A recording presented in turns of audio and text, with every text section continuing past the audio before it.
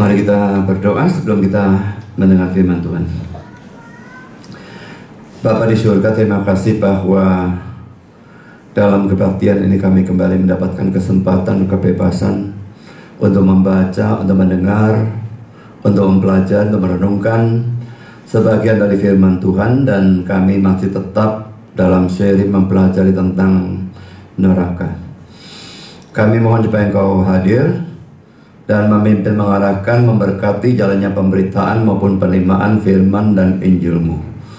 Tolong hamba-Mu menyampaikan, berikan kekuatan jasmani, pikiran, suara, berikan pengurapan, berikan kata-kata, berikan apapun yang dibutuhkan supaya firman dan Injil bisa sampaikan dengan baik, dengan benar, dan dengan sejelas-jelasnya. Lengkapi bungkus dengan kuasa dan pekerjaan Roh-Mu, karena kami sadar tanpa itu semua akan sia-sia. Dan tolong kami semua dalam mendengar Tuhan, berikan kami kesegaran, khususnya kalau ada yang lelah ataupun mengantuk. Berikan hati yang terbuka terhadap firman dan Injil-Mu. Berikan konsentrasi yang baik dari awal sampai akhir.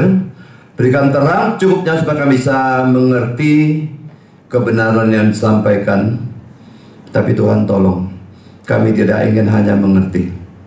Berikan kami hati yang tunduk pada kebenaran dan menanggapinya. Bukan hanya percaya, tapi menanggapinya secara positif. Yang belum percaya Kristus bisa percaya. Yang sudah percaya bisa diteguhkan dan menggunakan berita ini untuk memberitakan Injil kepada orang-orang lain. Kami juga sadar bahwa setan pasti bekerja. Kami mohon Kau kuatkan semua kami melalui godaan dan serangannya dalam bentuk apapun. Dan juga kami titipkan listrik dan semua peralatan yang kami pakai, bahkan cuaca. Engkau kendalikan, kuasai, arahkan supaya tidak mengganggu jalannya acara firman sampai seluruh kebaktian selesai. Terima kasih Bapa, dalam nama Yesus kami berdoa. Amin. Saudara, ini adalah session yang kedua dari tema tentang neraka ini. Tidak masalah kalau saudara tidak mendengar session yang pertama, tetap bisa mengerti karena ini terpotong-potong. Tapi saya berikan singkatnya saja. Session yang pertama itu kita mempelajari beberapa hal, saudara. Pertama, bahwa ajaran tentang neraka di dalam Alkitab yang paling banyak mengajar itu adalah Yesusnya sendiri, ya. Dan selanjutnya neraka, asal usul dari kata neraka atau dalam bahasa Yunani Gehenna itu ya. Gehenna sudah kita lihat tempoh hari, bukan Yunani ya, berasal dari Ibrani sebetulnya. Tapi Gehenna dalam perjanjian baru diterjemahkan neraka. Asal usul dari kata itu sebagainya kita pelajari pada kali yang lalu sudahan. Dan poin yang lain yang kita pelajari, neraka itu adalah suatu tempat yang betul-betul nyata. Bukan cuma omong kosongnya pendeta, bukan untuk takut-takuti orang supaya tidak berbuat dosa, tapi itu tempat yang betul-betul nyata. Dan nanti dalam pelajaran-pelajaran yang akan datang kita akan belajar di tempat yang bagaimana mengerikannya neraka itu. Hari ini kita masuk dalam sesi yang kedua. Dan poin 4 Romawi, orang-orang yang bakal atau seharusnya masuk neraka. Kalau seharusnya itu bisa tidak ya, tapi seharusnya masuk sana. Ya, hanya karena kebaikan Tuhan saja maka orangnya tidak masuk gitu ya.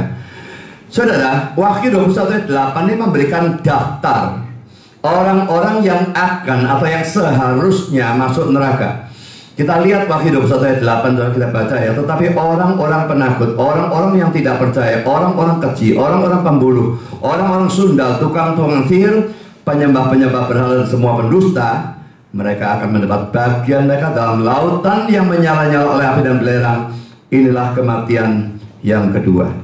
Setelah yang bagian akhir itu jelas membicarakan neraka, dan bagian awalnya 8 kelompok orang yang dikatakan akan masuk ke dalam neraka. So, kita akan membahas 8 kelompok ini, saudara ya. Mari kita lihat apakah saudara termasuk dalam kelompok 8 ini, salah satu atau lebih dari satu, atau semua, atau bagaimana, saya tidak tahu. Saudara, pertama adalah orang-orang penakut. Apa maksudnya orang penakut, saudara? Apakah ini menunjukkan pada orang yang takut berkelahi? Ada gelap dia takut, ya, berenang di laut dia takut pada anjing, takut pada cicak, takut pada kecoa, takut ketinggian dan sebagainya, naik pohon takut, naik gunung takut, semua takut. Apakah seperti itu? Enggak. Ini menunjukkan pada orang yang karena takut lalu tidak ikut Kristus, atau dia sudah ikut Kristus tapi ada bencana, ancaman dan sebagainya, karena takut dia berhenti ikut Kristus. Ini adalah orang yang termasuk ranking pertama yang akan masuk dalam neraka. Jadi saudara, kalau saudara adalah orang yang sebetulnya sudah pernah dengar Injil ya, bahwa Allah menjadi manusia dalam diri Kristus, mati atas kayu salib, memikul hukuman dosa kita, dan kalau kita percaya pada Dia, kita selamat. Dan saudara sebetulnya dalam pikiran hati saudara percaya ini masuk akal, benar Injil ini. Jangan percaya dosaku sudah dibayar, aku akan masuk surga dan sebagainya. Tapi saudara, rasa takut terhadap orang-orang di sekitar saudara, mungkin orang-orang di sekitar saudara itu agama lain yang anti Kristen, atau keluarga dari saudara adalah orang-orang yang anti Kristen, dan terlalu mikir, kalau aku jadi Kristen, aku dimusuhi, aku dikucilkan, aku bisa dianiaya, aku bahkan bisa dibunuh. Saudara, ini di dalam negara-negara yang sangat-sangat keras anti Kristennya, itu sangat memungkinkan saudara pindah agama dari agama mereka menjadi Kristen. Itu mereka betul-betul bisa dibunuh. Itu sangat memungkinkan. Nah, lalu orang-orang ini mikir, aku ikut Kristen, aku dibunuh. Tak usah. Otaknya sebetulnya nerima Injil itu, mau percaya, tapi dia takut ancaman-ancaman ini. Atau pada waktu pertama, oke ikut, tapi begitu ancamannya muncul, nah ini penakutnya, takut lalu dia berhenti. Dan saudara, termasuk yang manapun yang tidak ikut belas atau ikut bentar lalu berhenti, saudara, ini ranking pertama masuk neraka. Nah, kalau saudara adalah orang penakut seperti ini, maka saudara perhatikan ancaman atau peringatan atau nasihat Yesus di dalam Matius 10 ayat 28 yang berbunyi demikian. Dan janganlah kamu takut pada mereka yang dapat membunuh tubuh, tapi yang tidak berkuasa membunuh jiwa. Takutlah terutama pada Dia yang berkuasa membinasakan baik jiwa maupun tubuh di dalam neraka. Tubuh dan jiwa, kita percaya dikotomi ya, jiwa dan roh itu sama saja. Tubuh dan jiwa atau roh. Manusia itu paling banyak bisa bunuh tubuh kita, tapi kalau kita orang percaya, pada waktu kita dibunuh, kita masuk surga. Dia tidak bisa bunuh kita dengan cara memasukkan kita ke neraka, tapi Allah bisa bunuh kita, bukan hanya kita masuk ke Mangkuning, tetapi setelah itu kita masuk neraka. Jadi saudara, mana yang harus lebih kita takuti kalau tetap mau takut? Allah yang bisa membunuh keduanya, tubuh dan jiwa, atau manusia yang hanya bisa bunuh tubuh? Dan kalau ayat ini sudah baca selanjutnya 29:30, orang itu bahkan tidak bisa bunuh kita kecuali Allah mengizinkan. Kalau Tuhan tidak mengizinkan, selembar rambut pun tidak bisa dia jatuhkan, apalagi jatuhkan kepala kita dari leher kita. Itu tidak akan mungkin. Jadi saudara, yang mana yang harus kita takuti? Allahnya atau orangnya? Seringkali kita lihat orang karena kelihatan, Allahnya tidak kelihatan. Lalu kita lebih takut pada orang daripada kepada Tuhan. Tapi saudara, Tuhanlah yang harus paling kita takuti. Dan orang yang takut Tuhan, dia biasanya tidak takut orang. Orang yang takut pada orang, dia tidak takut Tuhan. Dia akan melanggar apapun, pokoknya nyenengin orang, tidak peduli Tuhannya bagaimana, nggak ngurus. Dia tidak takut Tuhan. Pilih saudara, tentukan mulai saat ini, saudara mau takut Tuhan atau takut orang. Kan tidak bisa dua-dua. Takut Tuhan harus berani sama orang, khususnya pada waktu saudara benar tentu saja ya. Tapi kalau saudara takut orang, saudara akan lakukan apapun yang menyakitkan Tuhan. Saudara tidak takut Tuhan. Jadi saudara pikirkan, Tuhan bisa bunuh tubuh dan jiwa di dalam neraka. Dan neraka itu begitu mengerikan, dan itu berlangsung selama-lamanya. Saudara, akan saya berikan komentar dari Matthew Henry. 2 komentar saudara ya. Pertama, dia mengatakan demikian: orang-orang penakut memimpin barisan orang-orang dalam daftar hitam ini. Mereka tidak berani menghadapi kesukaran-kesukaran dari agama dan rasa takut yang bersifat budak keluar dari ketidakpercayaan mereka. Jadi saudara, kalau orang takut itu sebetulnya dia tidak percaya. Tidak peduli pada waktu dia dengar Injil itu yang bagi dia masuk akal, tapi sungguh-sungguh percaya, dia tidak. Kalau dia betul-betul percaya, dia akan atasi rasa takut itu. Lambat atau cepat, mungkin sebentar bisa takut, tapi lambat atau cepat akan mengatasi. Kalau sampai dia mundur atau tidak jadi ikut, sebetulnya dia tidak percaya. Saya lanjutkan saudara. Tetapi mereka yang secara begitu pengecut, sehingga tidak berani memikul salib Kristus dan melaksanakan kewajiban mereka kepadanya, dan terusnya. Kalimatnya memang tidak saya lanjutkan, jadi rasanya kayak terpotong ya. Tapi bagi saya cukup untuk menjelaskan. Orang-orang penakut dalam Wahyu 21 ayat 8 ini orang yang bagaimana? Jadi kalau menurut Nabi Yohanes tidak berani menghadapi kesukaran-kesukaran dari agama. Saudara, kalau agama yang kita ikuti, kalau kita dalam ikut Kristus dan sebagainya itu memang benar, tidak terhindar, kesukaran, bahaya, bencana, hal-hal yang tidak enak itu akan muncul. Itu tidak terhindarkan, itu pasti. Karena apa? Setan tidak senang saudara ikut Kristus. Jadi saudara, bahaya dan penderitaan tidak bisa tidak. Nah kalau itu membuat saudara takut, lalu tidak mau, ya sudah tidak bisa ikut. Kalau saudara ikut yang sesat, yang tidak karu-karuan, mungkin sekali bahaya dan bencana dan penderitaan dan sebagainya tidak akan muncul, atau setidaknya relatif tidak ada, relatif sedikit. Tapi pada waktu ini benar, setan pasti akan menyerang habis-habisan, dan segala bencana, ancaman dan sebagainya itu pasti bisa muncul. Ya, lalu dia mengatakan rasa takut yang bersifat budak keluar dari ketidakpercayaan mereka. Jadi mereka sebetulnya tidak percaya. Lalu mereka yang secara begitu pengecut sehingga tidak berani memikul salib Kristus. Saudara, pikul salib itu menderita karena Kristus ya, bukan seadanya penderitaan. Kalau saudara nyebrang jalan, tidak lihat lalu ketabrak, itu bukan mikul salib saudara ya. Tapi mikul salib ini menderita karena Kristus. Kita melayani, kita nginjil, dimusuhi orang, lalu ditangkap dan sebagainya. Padahal pelayanan dan penginjilan kita lakukan dengan cara yang sebaik mungkin, cara yang sebenar mungkin, tetap bisa mengundang musuh, lalu membuat kita dalam bahaya dan sebagainya. Lalu melaksanakan kewajiban mereka kepada Tuhan. Ada banyak kewajiban. Laki-laki kita mau taat, setan pasti menyerang, kasih penderitaan, kasih ancaman, kasih bahaya dan sebagainya. Tidak ada tempat saudara dalam gereja bagi orang pengecut. Kalau saudara tidak berani menghadapi risiko, ya silakan mundur. Tapi saudara masuk ranking pertama, ya masuk ke neraka. Itu ancamannya. Mikir saudara, mau yang mana? Saya berikan komentar kedua dari nanti saudara. Hukuman mereka mendapat bagian mereka dalam lautan yang menyala-nyala dengan api dan belerang, yang adalah kematian kedua. Satu, mereka tidak bisa terbakar di tiang siksaan bagi Kristus, tetapi mereka harus terbakar di neraka untuk dosa.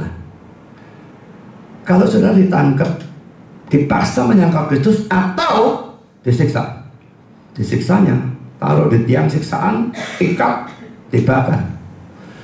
Saya bayangkan dibakar itu sakit luar biasa loh. Saya paling takut mati karena api.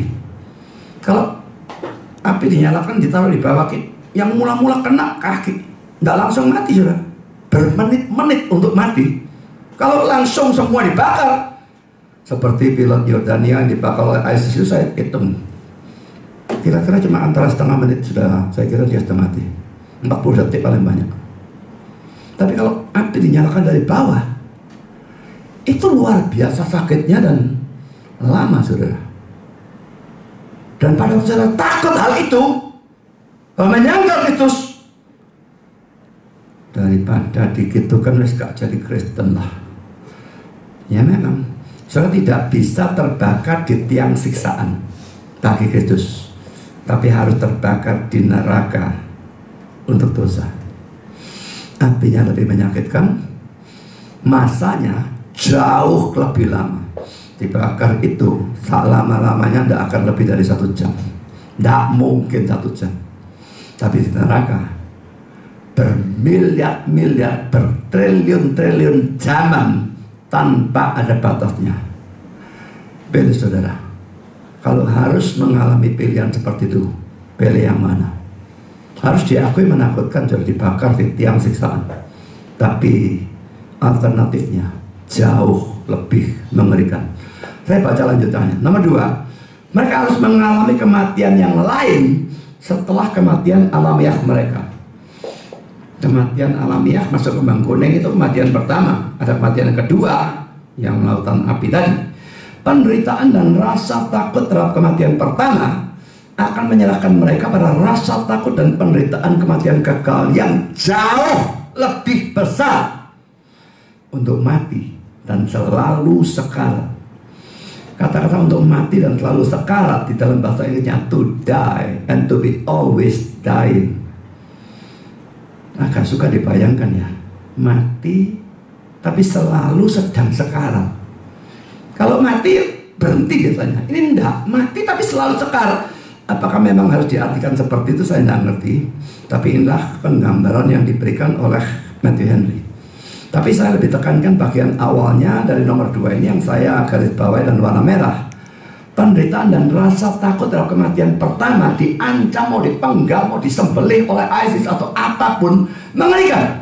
Tapi kalau penderitaan itu menakutkan saudara, rasa takut terhadap kematian saudara itu menakutkan saudara, berhenti ikut Kristus, itu akan diserahkan pada rasa takut dan penderitaan kematian kekal yang jauh lebih besar. Saya tidak menyangkal bahwa itu menakutkan. Coba saudara sudah berlutut di bawahnya ISIS-nya dan dia pegang pisau. Pisaunya kecil lagi. Kalau dipenggal, satu detik mati. Tapi dia ngekeng, butuh waktu 1 menit atau 2 menit. Terasanya tuh bagaimana rasanya, tidak terbayangkan. Kalau harus duduk di bawahnya dia dan bakal disembelih, takut tidak? Gila kalau tidak takut, saya kira. Harus takut. Tapi tetap lagi-lagi harus lebih takut kepada Allah daripada kepada manusia. Dan dia manusia. Pikirkan saudara, kalau sudah takut berhenti ikut Kristus atau tidak jadi ikut Kristus, saudara ranking pertama masuk neraka. Berani melawan apapun untuk tetap percaya Kristus dan ikut dia. Kita masuk dalam kelompok yang kedua. Kelompok kedua dalam daftar orang yang masuk neraka adalah orang-orang yang tidak percaya. Yang dimaksud dengan tidak percaya di sini tentu adalah tidak percaya kepada Kristus sebagai juru selamat dan Tuhan. Bagaimanapun saudara berusaha berbuat baik dan apapun agama atau kepercayaan yang saudara anut, termasuk agama Kristen, kalau saudara tidak percaya kepada Yesus Kristus yang adalah satu-satunya penebus dan juru selamat dunia, saya tetap akan masuk ke neraka untuk membayar sendiri hutang dosa saudara. Dan itu berlangsung selama-lamanya. Saudara, apakah kalau orang beragama Kristen dia pasti percaya Kristus? Sama sekali tidak ada ceritanya seperti itu. Orang yang percaya Kristus, dia akan beragama Kristen. Orang yang beragama Kristen, bisa Kristen KTP, dia tidak percaya Kristus sama sekali. Jadi saudara, perlu saudara camkan ya. Pertama, kalau saudara sudah dibaptis, itu tidak menjamin apapun bahwa saudara sudah percaya. Banyak orang begitu menekankan baptisan untuk apa, saudara? Yang menyelamatkan iman, bukan baptisannya. Kalau di baptisnya tidak nututi, tapi pokoknya beriman, saudara masuk surga pada waktu mati. Tapi cepat-cepat baptis, tidak nututi berimannya, saudara masuk neraka. Baptis tidak menyelamatkan, tidak menjamin saudara adalah orang percaya yang sungguh-sungguh. Yudas itu dibaptis juga, saudara. Apakah dia percaya? Tidak. Dia orang Kristen KTP. Yang kedua, saudara, sudah rajin ke gereja, sama juga. Tidak menjamin apapun bahwa saudara sudah percaya. Saudara bahkan pergi ke gereja yang Injili, gereja yang betul-betul memberitakan firman, banyak memberitakan Injil, tidak menjamin apapun, tidak peduli serajin apapun saudara datang. Memang rajin ke gereja bisa merupakan bukti dari iman, bisa, tapi tidak harus. Ada orang yang rajinnya itu hanya ya orangnya memang disiplin, atau nek minggu kok gak ada kerjaan di rumah ya, gak enak, pergi gereja, datang terus saudara, di absen 1 tahun 52 kali datang, mungkin 104 datang pagi sore, saudara bisa, tapi kebiasaan dok, atau karena disuruh orang, didorong, sungkan dan sebagainya, macam-macam alasan bisa membuat orang rajin padahal dia tidak percaya. Saya tidak bilang yang rajin semua itu tidak percaya ya. Tapi memungkinkan rajin tapi tidak percaya. Yang ketiga, sudah melayani Tuhan, bahkan menjadi hamba Tuhan. Itu laki-laki tidak menjamin saudara sudah percaya. Yudas sudah melayani atau enggak saudara? Dia hamba Tuhan atau enggak? Saya cuma pendeta. Orang-orang yang lain paling-paling dosen teologi, ada yang rektor, ada yang ketua sinode dan sebagainya. Saudara itu tidak ada apa-apanya. Yudas rasul saudara, kedudukan tertinggi dalam gereja. Tapi dia bukan orang yang percaya. Jadi saudara, jangan bersandar pada hal seperti ini yang sebetulnya tidak menjamin apapun. Pelayanan itu penting. Mau jadi hamba Tuhan, kalau memang dipanggil Tuhan bagus. Tapi laki-laki saudara, itu tidak menjamin saudara beriman. Dua hal yang berbeda. Memungkinkan orang karena beriman melayani. Karena beriman dipanggil Tuhan, lalu dia mau menuruti, lalu dia menjadi hamba Tuhan. Bisa. Tapi bisa juga sama seperti tadi. Melayani ini memang orang yang hiperaktif gitu ya. Dah enak nih diem duduk terus dah enak. Jadi di gereja berusaha pelan dan sebagainya. Mau jadi hamba Tuhan. Oh, mau jadi hamba Tuhan itu wakil saudara. Banyak karena apa? Duit. Bukan dipanggil Tuhan, dipanggil mamon. Jadi hamba Tuhan itu luar biasa banyaknya, khususnya zaman sekarang. Itu menjamin iman. Tidak belas. Jadi sudah melayani, sudah jadi hamba Tuhan, tetap bisa sekali masuk neraka karena tidak ada iman saudara. Yang keempat saudara, ini mungkin menyinggung kelompok tertentu, saya tidak peduli. Sudah berbahasa roh. Sudah berbahasa roh itu bagi saya lebih tidak menjamin apapun bahwa saudara sudah percaya. Memang ya, kalau, saya katakan kalau ya, bahasa rohnya itu asli, maka itu kelihatannya menunjukkan sudah dikasih karunia oleh Allah. Kalau asli, saya katakan kalau asli ya, berarti sudah dikasih karunia bahasa roh. Kalau dikasih karunia bahasa roh, maka mestinya sudah orang Kristen. Tapi saudara, begitu suka untuk menguji atau memeriksa asli atau tidaknya bahasa roh. Ada yang buatan orang, dan dalam hal ini tentu orangnya sendiri tahu dia yang buat. Kalau yang buatan orang ini sebetulnya gampang mendeteksinya saudara. Bagi saya gampang. Pokoknya cuma satu kata diulang-ulang terus. Tidak ada bahasa model seperti itu. Itu tidak ada gramatikanya, tidak ada vocabulary-nya, tidak ada bahasa seperti itu, bukan bahasa, apalagi bahasa roh. Bahasa itu harus bahasa. Tidak pernah dipelajari, tapi tahu-tahu sudah bisa bicara. Dan harus ada perbendaharaan kata, harus ada gramatikanya, harus ada. Satu kata diulang-ulang itu yang mayoritas saudara. Syawalala. Anjing pun bisa diajari seperti itu, betat segala macam, beo bisa saudara. Dan hanya mengucapkan itu namanya bahasa roh. Roh jahat ya saudara. Saya tidak percaya belas itu bahasa roh, omong kosong. Tapi saudara, yang repot adalah adanya bahasa roh yang datang dari setan. Dan yang itu karena dari setan betul-betul mujizat, betul-betul suatu bahasa yang seperti ini saudara. Jangan pikir monopoli dari Kristen ya. Agama lain pun ada yang tahu-tahu orangnya bisa bicara bahasa asing yang tidak pernah dia pelajari. Itu ada. Jadi kalau itu juga disebut bahasa roh, membuktikan dia beriman, nonsense lah. Jadi saudara, menguji bahasa roh itu seringkali sukar kalau itu bahasa roh dari setan. Kalau yang dibuat sendiri dan cuma cewek-cewek, saya tahu pasti 10% bukan bahasa roh. Dan 99,999% bahasa rohnya memang model seperti itu. Tapi yang betul-betul bahasa asing tetap bisa dari setan dan bisa dari Tuhan. Saudara paling sukar menguji mujizat saudara ya. Mujizat itu dari Tuhan atau mujizat itu dari setan. Begitu bertentangan dengan Alkitab, pasti bukan Tuhan. Tapi seringkali yang dari setan pun tidak bisa kelihatan bertentangan.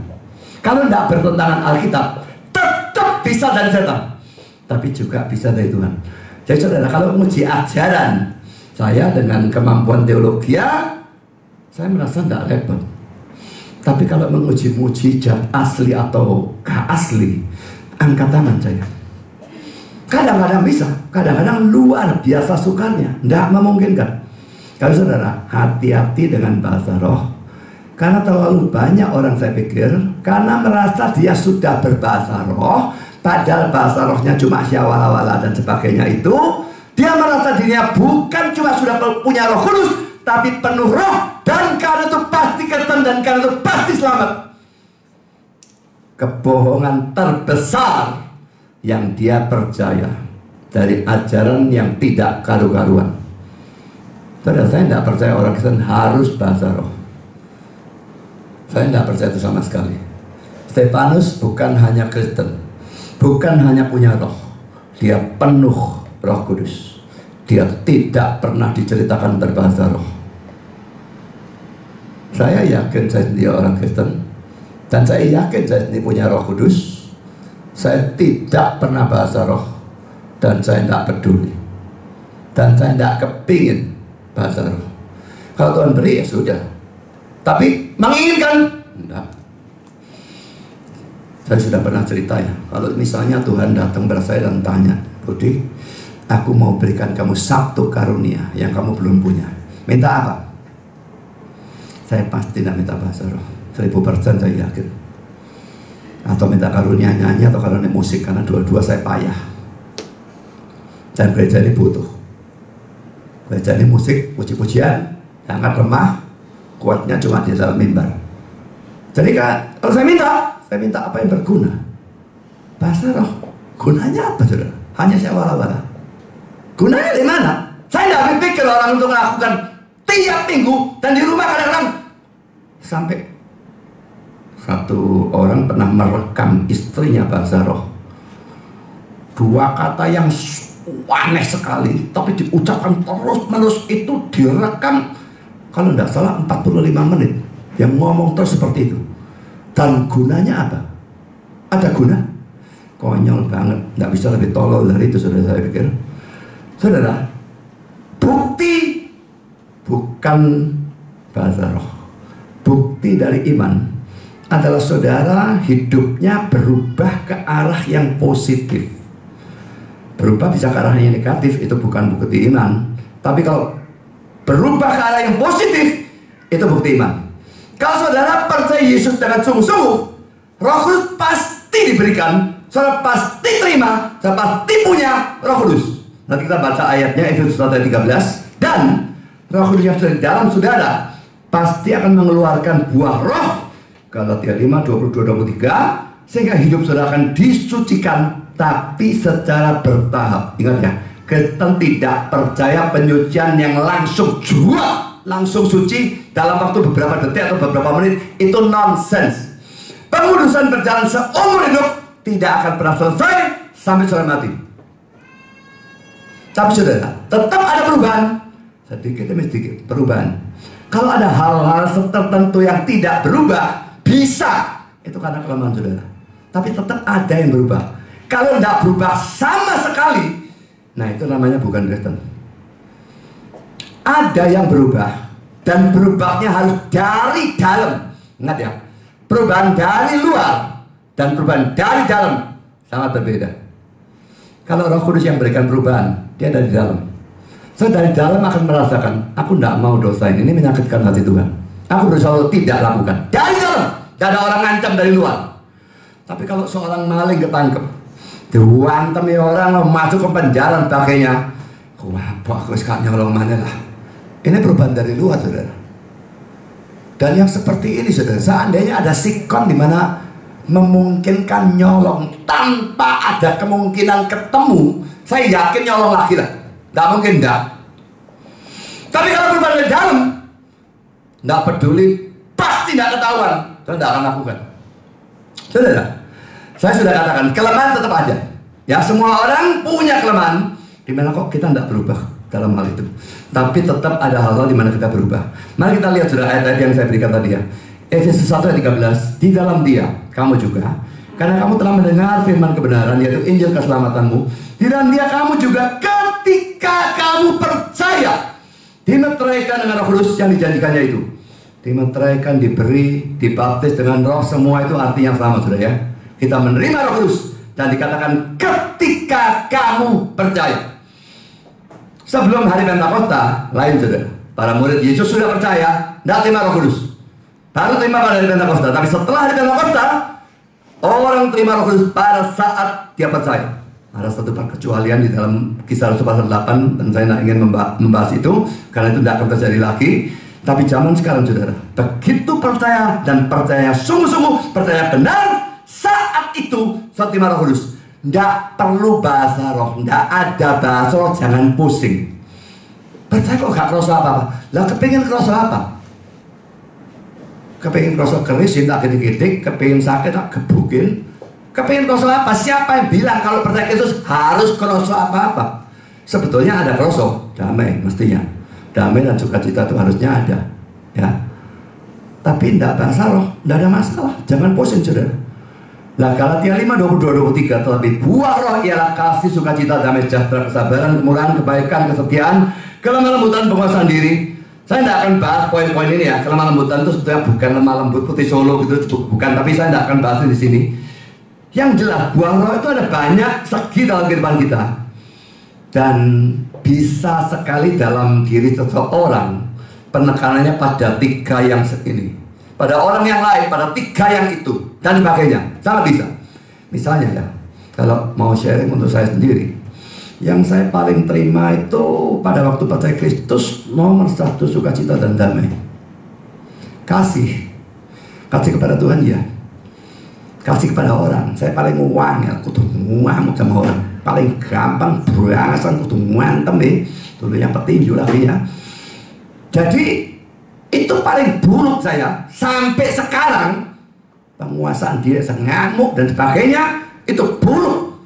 Tapi sukacita dan damai sejahtera itu saya terima sejak pertama. Dan sebelumnya, hati tergelisah, kosong, dan rasanya ada pisau yang mengirit-irit. Saya tidak ngerti apa. Tapi begitu saya percaya Kristus, itu hilang. Dan ada damai, ada sukacita, itu yang nemen. Jadi saudara, tiap orang bisa berbeda. Mungkin pada di saudara damai dan sukacita tidak terlalu nemen, tapi kasihnya lebih nemen, bisa sekali. Tapi yang jelas saudara, harus ada. Dalam tingkat yang berbeda-beda tentunya ini semua itu harus ada. Dan ingat ya, istilah yang kitab suci gunakan, buah roh. Buah. Kitab suci tidak tanpa alasan menggunakan istilah buah ya. Kitab suci tidak menggunakan suatu kata sembarangan, kata dipilih sembarang buah. Lalu diganti bajul ya apa? Ya tidak bisa. Tapi emang buah kok. Buah itu bagaimana saudara? Ada buah yang kemarin tidak ada, hari ini tahu gede mateng. Buah ajaib. Nonsens itu saudara. Buah kecil mentil. Lama-lama tambah besar, lama-lama tambah besar, pelan mentok besarnya, matangnya pun ujungnya dulu sampai ke sini. Berarti apa saudara? Proses. Tidak ada pengudusan yang instan. Seperti yang orang-orang lakukan. Orang ini kerasukan setan, ada roh amarah, roh jina, ada roh sombong, roh malas dan tangking semua rohnya. Loh, kalau roh malas membuat dia malas, roh jina membuat dia jina, roh sombong membuat dia sombong, tangking semua hilang, langsung jadi suci. Nonsense. Itu bukan pengudusan. Pengudusan harus proses. Bisa maju, bisa mundur, bisa maju lagi, mundur lagi. Tapi tarik garis lurus, harus ada perubahan hidup ke arah positif. Kalau sudah mengaku sebagai orang Kristen, tapi hidup saudara sama sekali tidak bertambah baik, itu membuktikan saudara tidak betul-betul percaya kepada Yesus. Yakobus berkata, iman tanpa adalah mati. Saudara, kita memang enak ya Kristen itu, selamatnya hanya karena iman. Tapi ingat, imannya tidak bisa sembarangan. Imannya harus benar. Kalau imannya tidak benar, tidak ada bukti, tidak ada wujud, tidak ada hasil, kehidupannya diubahkan ke arah yang positif. Iman itu katanya Yakobus adalah iman yang mati. Mari kita lihat ya, Yakobus 2, 17 dan 26. Demikian juga halnya dengan iman. Jika iman itu tidak disertai perbuatan, maka iman itu pada hakikatnya adalah mati. Ayat 26, sebab tubuh tanpa roh adalah mati. Demikian jugalah iman tanpa perbuatan adalah mati. Saudara, apa maksudnya iman mati? Apakah maksudnya tadi ada dan hidup, lalu sakit, sekarat, dan akhirnya mati? Tidak. Saya tidak percaya iman bisa hilang seperti itu. Iman mati itu tidak pernah ada. Kalau saudara dalam hidupnya tidak pernah ada perubahan hidup ke arah positif, iman saudara tidak pernah ada. Itu cuma pengakuan di mulut, tapi tidak ada iman yang sesungguhnya. Jadi saudara, coba introspeksi diri saudara. Apakah saudara betul-betul sudah percaya kepada Yesus atau tidak? Karena kalau tidak, saya masuk ranking kedua yang masuk neraka. Selidiki, ada perubahan hidup ke arah positif? Tidak. Perubahan dari dalam. Kalau memang ada, saudara Kristen. Kalau tidak ada, Kristen yang palsu, Kristen KTP, dan itu tidak akan menyelamatkan saudara. Saya tetap masuk ranking kedua untuk masuk ke neraka. Karena kita bicarakan kelompok yang ketiga, orang-orang keji. Terjemahannya agak berbeda-beda, saudara. King James dan NASB, abominable, orang yang menjijikkan atau sangat buruk. NIV, defile, orang busuk atau keji. RSV, the polluted, orang kotor atau cemar. Ini ranking ketiga yang akan masuk neraka. Kebanyakan penafsir menggunakan terjemahan dari King James, abominable, menjijikkan gitu ya. Ini komentar dari Adam Clark ya. Orang-orang yang menjijikkan, mereka yang dikotori dengan hawa nafsu yang tidak wajar atau alamiah. Saudara, hawa nafsu yang wajar maksudnya heteroseks ya. Jadi laki dengan perempuan tetap dosa. Tapi yang dianggap menjijikkan di sini nih, kalau Adam Clark mengatakan hawa nafsu yang tidak wajar atau tidak alamiah. Dalam hal ini kalau kita baca nanti penafsir yang lain dan sebagainya, yang dimaksud adalah homoseks. Lesbian termasuk dalam homoseks, tapi lesbian hanya untuk perempuan, homoseks bisa untuk kedua gender ya. Mari kita lihat sekarang komentar dari Albert Barnes tentang orang-orang menjijikkan ya. Dan orang-orang yang menjijikkan, kata kerja dari mana kata ini diturunkan berarti membangkitkan kejijikan, merasa jijik pada, muak atau jijik. Dan karena itu partisipalnya, orang-orang yang menjijikkan menunjuk kepada semua yang menimbulkan kejijikan, yaitu karena dosa-dosa mereka. Semua orang yang tingkah lakunya menimbulkan murka atau ketidaksenangan atau kebencian kepada Allah. Jadi ini mencakup mereka yang hidup dalam dosa yang terbuka, yang mempraktekkan kejahatan-kejahatan yang menjijikkan, yang tingkah lakunya cocok untuk membangkitkan kejijikan. Lihat catatan tentang Roma 1:26 dan seterusnya. Saudara, dia memberikan referensi Roma 1:26. Saya bacakan supaya saudara melihat konteksnya. Saya baca Roma 1 itu mulai ayat 21 sampai dengan ayat 27 ya. Sebab sekalipun mereka mengenal Allah, mereka tidak memuliakan Dia sebagai Allah atau mengucap syukur kepadanya. Sebaliknya pikiran mereka menjadi sia-sia dan hati mereka yang bodoh menjadi gelap. Mereka berbuat seolah-olah mereka penuh hikmat, tetapi mereka telah menjadi bodoh. Mereka menggantikan kemuliaan Allah yang tidak fana dengan gambaran yang mirip dengan manusia yang fana, burung-burung, binatang-binatang yang berkaki empat atau binatang-binatang yang menjalar. Jadi Allah digantikan dengan patung, berhala itu maksudnya ya. Karena itu Allah menyerahkan mereka kepada keinginan hati mereka akan kecemaran, sehingga mereka saling mencemarkan tubuh mereka. Sebab mereka menggantikan kebenaran Allah dengan dusta dan memuja dan menyembah makhluk dengan merupakan penciptanya yang harus dipuji selama-lamanya. Amin.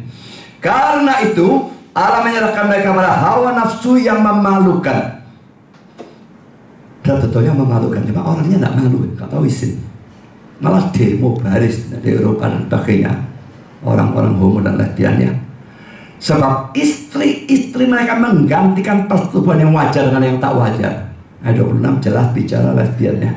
Ayat 27, demikian juga suami-suami meninggalkan persetubuhan yang wajar dengan istri mereka dan menyala-nyala dalam berahi mereka seorang terhadap yang lain, sehingga mereka melakukan kemesuman laki-laki dengan laki-laki. Ini homo gay ya, laki dengan laki.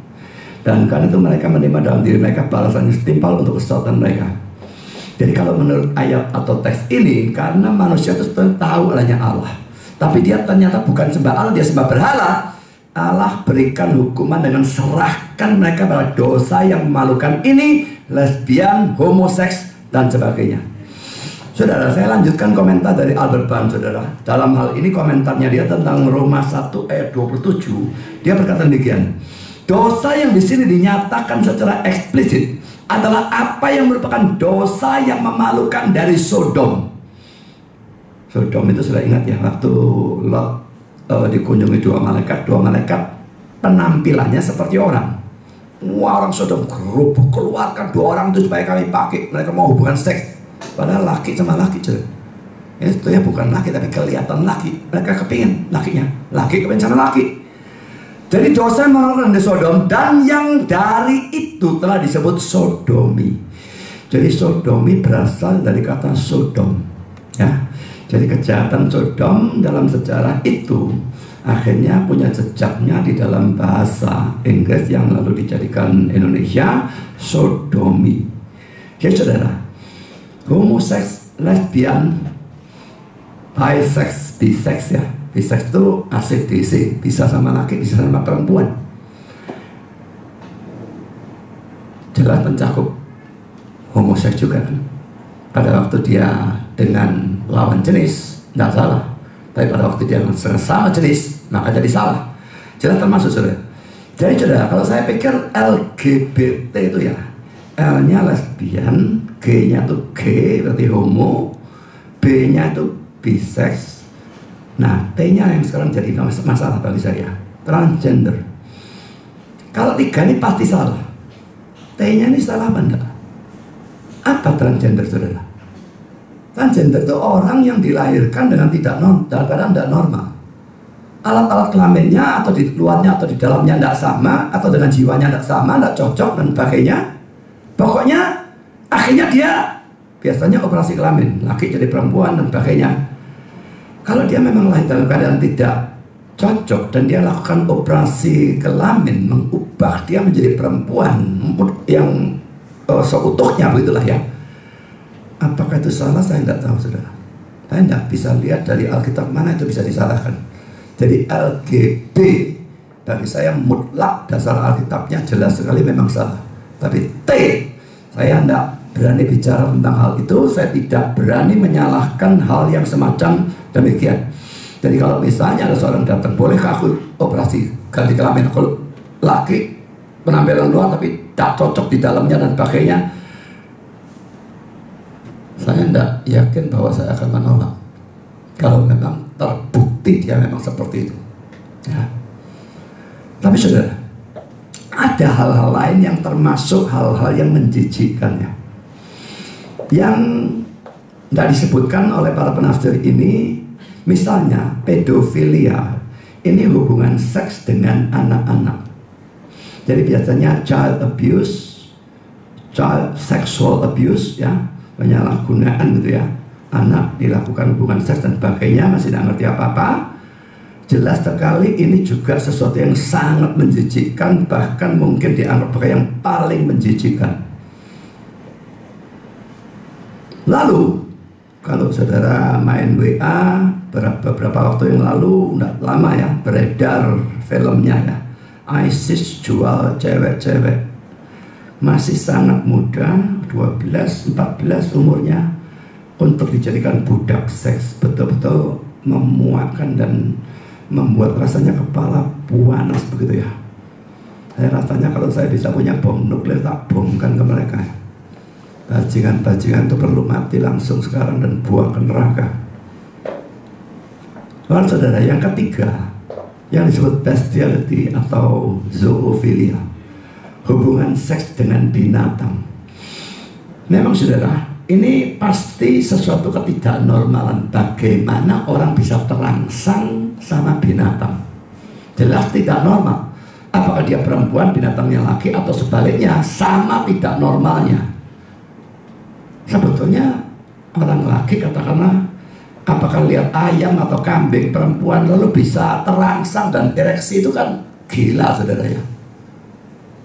Saya jangankan binatang, kalau lihat homo itu, waduh, kudu muntah saya. Siapa itu orang yang kawin laki dengan laki dan dimasukkan di mana-mana fotonya, pemain musik atau apa, saya lupa namanya. Jalan ya? Hah? Ya saya nggak tahu siapapun namanya. Betul, lebih tahu. Saya lihat laki ciuman mesra dengan laki, kudu muntah ya. Saya mungkin pernah cerita saudara, dulu masih muda sering bergadang di luar rumah saudara, sampai jam 1, setengah 2 gitu. Tengah malam saudara, becak lewat, 3 cewek di dalam becak. Herannya teman-teman saya tuh semua tahu itu bencong. Mereka dipanggil datang.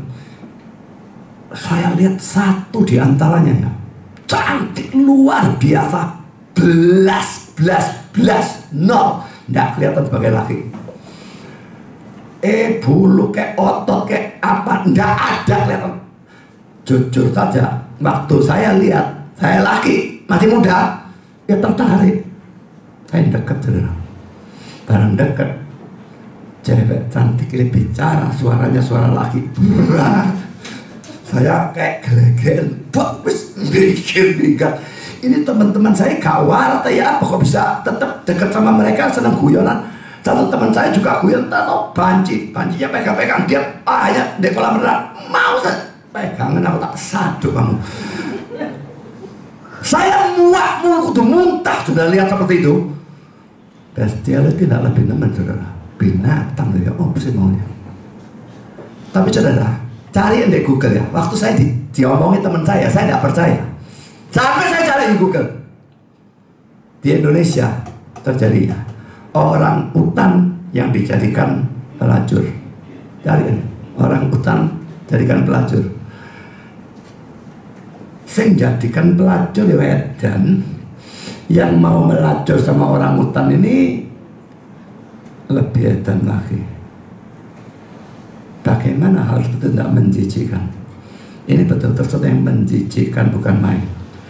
Sekarang sudah pertanyaannya, apakah orang homoseks, lesbian dan sebagainya yang punya kelainan seks dan sebagainya ini, apakah mereka semua itu pasti harus masuk neraka?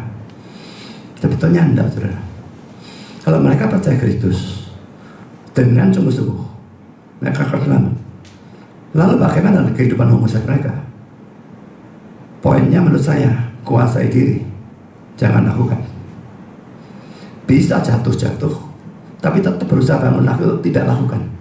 Ya sebetulnya sama saja ya, kelainan seks seperti orang yang hyperseks ya. Waduh, tidak puas-puas. Itu juga kelainan. Apakah dia dibenarkan karena hyperseks lalu main pelacur seenaknya sendiri? Nggak bisa. Kalau dia mau jadi Kristen bagaimana? Percayalah Kristus, selamat.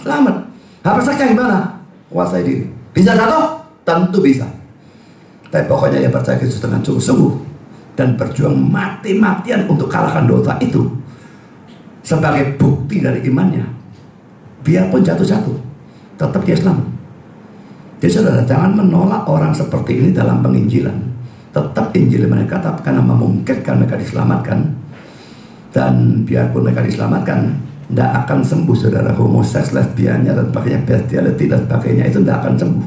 Tetap akan kecenderungan itu ada daya tarik, itu tetap akan ada seumur hidup. Dan dia mesti berjuang itu sampai dia mati. Kalau dia memang Kristen, dia akan berjuang seperti itu sampai dia mati. Tapi kalau dia bukan Kristen, yang menjijikkan ini, kelompok ketiga, ranking ketiga, masuk neraka. Karena kita masuk dalam poin yang keempat, saudara. Orang-orang pembunuh. Ingat ya, pembunuh itu bukan cuma bunuh secara fisik, betul-betul bunuh orang. Kalau saudara marah, tidak semua marah. Kemarahan yang dilandasi kebencian, itu yang jadi masalah ya. Atau sudah mencaci maki, laki-laki mencaci maki yang dilandasi kebencian, atau betul-betul benci pada seseorang, maka saudara sebetulnya sudah menjadi seorang pembunuh. Jadi bukan harus tindakan fisik, cukup dalam pikiran dan di dalam hati, atau dengan kata-kata yang dilandasi kebencian dalam hati dan sebagainya, itu sudah membuat saudara jadi pembunuh. Mari kita lihat dua teks ini, saudara. Matius 5, 21-22. Kamu telah mendengar yang difirmankan kepada nenek moyang kita, jangan membunuh. Siapa membunuh harus dihukum. Tetapi aku berkata kepadamu, setiap orang yang marah terhadap saudaranya harus dihukum. Siapa yang berkata kepadanya saudaranya kafir, ini kan maki ya, saudara ya, harus dihadapkan ke mahkamah agaman. Siapa yang berkata jahil harus diserahkan ke dalam neraka yang menyala-nyala. Saudara, dua kata ini kafir dan jahil dua-dua ngawur, saudara ya. Kafir itu dalam bahasa aslinya raka, memang tidak diketahui arti aslinya, tetapi itu dianggap sebagai ungkapan penghinaan, tapi jelas bukan diterjemahkan kafir sebetulnya. Sedangkan yang diterjemahkan jahil itu kata Yunani more, sebetulnya harusnya diterjemahkan fool atau tolol, bodoh, ya. Jadi ini memaki, kata yang menghina atau mengatakan tolol. Katanya Yesus ini sudah dosa. Marah, memaki itu sudah dosa. Lah, Yesusnya sendiri marah tapinya. Abraham bait Allah tidak marah. Marah itu. Lalu dia sendiri mengatakan orang bodoh. Dalam Matius 23:17, kata bodoh yang dia gunakan adalah kata Yunani yang sama dengan yang diterjemahkan jahil di sini. More.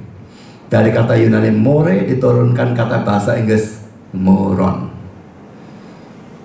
Stupid, fool, moron, lebih buruk, lebih kasar.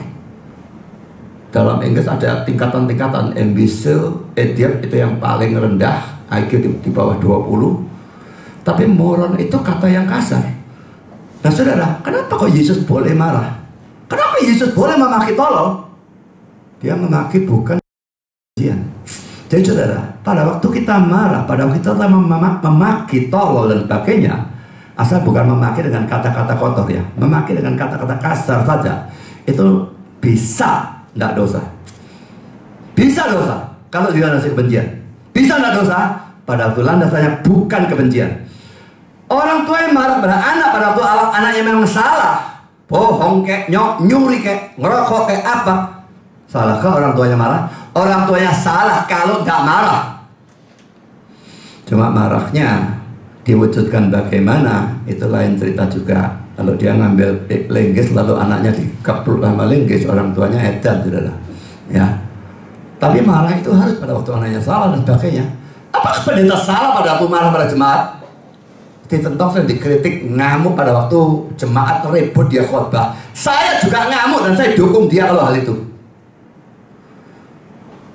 Kalau jemaat ribut dan pendetanya tidak ngamuk, saya pikir pendeta itu mungkin tidak punya beban terhadap apa yang dia beritakan. Kalau dia punya beban, saya punya beban. Saya ingin orang mendengar, dan orang ini bikin ribut sampai tidak bisa orang lain dengar, saya ngamuk. Harus itu menurut saya. Tapi pendeta yang ngamuk dari mimbar itu setahu saya cuma si kentong sama saya. Yakub Sadap mungkin pernah. Yang lain sabar. Sabar itu bukan sabar gombloy. Kalau orang sini bilang. Saya lanjutkan saudara. 1 Yohanes 3:15. Setiap orang yang membenci saudaranya adalah seorang pembunuh manusia. Lanjutannya tidak perlu dibaca. Benci cukup saudara. Itu sudah dianggap membunuh. Jadi nanti berzina juga sama saudara. Bisa hanya dalam pikiran atau hati, maka itu sudah dianggap suatu pelanggaran hukum ke-6 ataupun hukum yang ke-7 ya. Nah dalam poin ini saudara, saya ingin berikan secara sepintas saja. Saya tidak berikan dasar-dasarnya karena nanti akan menyimpang terlalu jauh. Tindakan fisik membunuh ya, itu bisa tidak berdosa.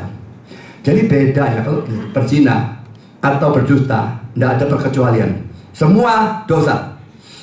Tapi kalau membunuh fisik, ada pembunuhan yang tidak berdosa. Dalam bahasa Inggris dibedakan to kill dan to murder. To kill bisa tidak salah, tapi to murder itu yang pasti disalahkan. Nah saudara, tindakan membunuh yang tidak berdosa itu apa? Ada 3 saudara. Pertama, membunuh dalam rangka bela diri dalam keadaan terpaksa. Keadaannya ini saya tekankan ya. Kalau keadaannya bukan ini tidak boleh. Keadaan terpaksa itu bagaimana? Sikonnya hanyalah membunuh atau dibunuh. Kalau saya diancam orang pakai celurit, saya bisa lari, ya lari saya. Tapi kalau saya kejepit di sini dia bawa celurit, saya bawa pistol, tidak bisa lari. Sikonnya saya bunuh, kalau enggak saya dicelurit, saya dibunuh. Pilihannya hanya 2, tidak ada lain. Maka diizinkan membunuh. Orang Kristen yang bilang dalam kasus begitu tidak boleh bunuh, dia orang goblok. Dia mungkin punya ayat dasar, loh Kristus kan bilang ditempelin kanan berikan kiri. Saya tahu, tapi Yesus menggunakan kata tidak ngawur, dia berikan kata tampar.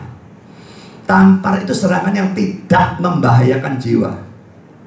Dia tidak pernah bilang dibacok lehermu yang kanan berikan yang kiri supaya tidak gandul-gandul putus del. Dikepruk lenggis kepalamu yang kanan, berikan yang kiri supaya simetris. dua-dua boncur gitu ya, dan matinya langsung sek begitu ya. Saudara, tampar serangan tidak membahayakan, teoritis memang tidak boleh balas, tapi bukan diartikan hurufiah betul-betul tampar karena dikaliskan kiri, tidak seperti itu, tapi tidak boleh balas, itu intinya. Tapi kalau serangannya membahayakan nyawa, bahkan bukan membahayakan nyawa, tapi memang bisa mencederai kita secara serius, dibacok celurit, tangan saudara putus, nggak lucu saudara. Dalam kasus seperti itu haruskah kita tetap tidak balas? Bagi saya omong kosong. Kalau saudara pelajari saya pada waktu bahas hukum ke-6, saya berikan data-datanya di sini tidak. Ya, cari di sana pembahasan saya tentang hukum ke-6 dalam hal seperti ini. Tapi kalau saya akan bunuh orangnya. Kalau saya punya pistol, dia serang saya dengan celurit, saya tidak akan ragu-ragu, saya bunuh dia. Dan semua negara yang beradab, kalau memang dia bunuh karena bela diri terpaksa seperti itu, tidak akan disalahkan. Indonesia termasuk yang tidak beradab barangkali ya. Kalau saudara membunuh seperti itu di Indonesia, pasti tetap jadi masalah, tidak karu-karuan. Tapi daripada dibunuh, kalau saya dalam sikon demikian, saya akan membunuh. Dan menurut saya dari sudut Alkitab tidak salah. Kasihlah sesamamu seperti dirimu sendiri. Diri sendiri dibunuh, dibiarkan, itu tidak ngasih diri sendiri. Orang pakai Yesus, oh Yesus mau dibunuh. Yesus memang datang untuk mati, lain ceritanya saudara. Yesus tidak selalu harus diteladani. Dalam hal itu sudah tidak. Lalu saudara kedua, perkecualian kedua adalah membunuh dalam perang. Kalau bela diri pribadi diizinkan, bela diri nasional harus juga diizinkan. Ini konsistensinya. Jadi selama perang itu bukan perang yang salah. Perang yang salah itu misalnya mengagresi negara lain. Nah, kalau perang seperti itu kita bunuh, kita dosa. Tapi kalau negara kita diagresi dan kita benar dalam perang itu, jadi just war ya. Perang yang benar, perang yang adil begitu ya. Holy war seperti zaman PL sudah tidak ada. Tapi zaman sekarang just war itu tetap ada. Dan kalau membunuh dalam perang seperti itu, tidak salah. Sudah berkata, loh, karena saya tidak kasih sama tentara dia. Lalu saya tidak membunuh, dia akan bunuh orang banyak dan perkosa perempuan-perempuan. Saya tidak kasih sama yang di sini. Mikir yang lebih analitis gitu loh. Ya, jangan cuma pikir tentaranya sana harus dikasih. Nah, tentara sana kan bunuh orang-orang yang perkosa semua orang dan sebagainya. Lemparkan bayi-bayi ke dalam api. Kita tidak kasih pada mereka kalau kita tidak bunuh tentara mereka. Jadi saudara, kalau saya diwajibkan, wajib militer, perang, dalam perang yang saya tahu adalah perang yang benar, saya tidak akan ragu-ragu bunuh orang.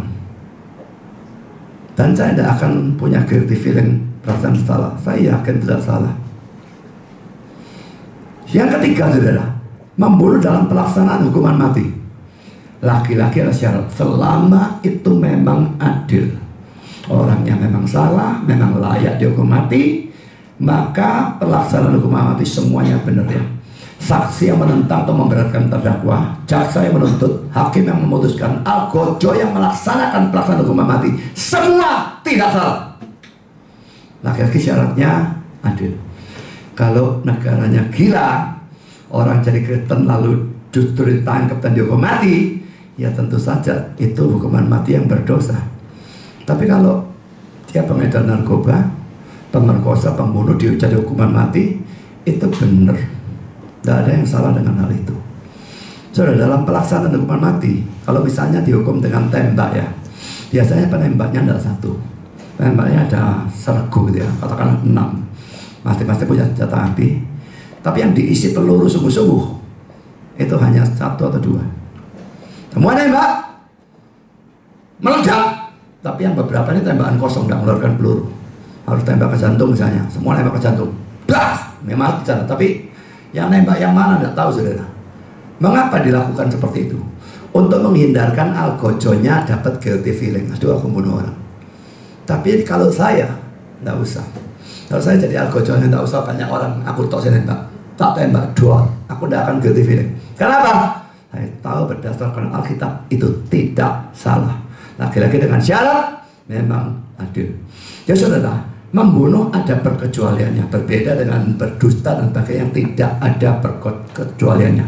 Saya sih tidak akan bahas alasannya terlalu banyak, hanya sedikit saja. Tapi jelas 3 hal ini merupakan perkecualian. Jadi boleh membunuh saudara dalam keadaan-keadaan tertentu, memang diizinkan membunuh. Tapi sudah kebanyakan pembunuhan terjadi dalam keadaan yang bukan perkecualian, dan mereka termasuk ranking keempat masuk ke neraka. Sekarang kelima, saudara. Orang-orang sundal. Sudah, jangan mengartikan ini hanya sebagai pelacur ya.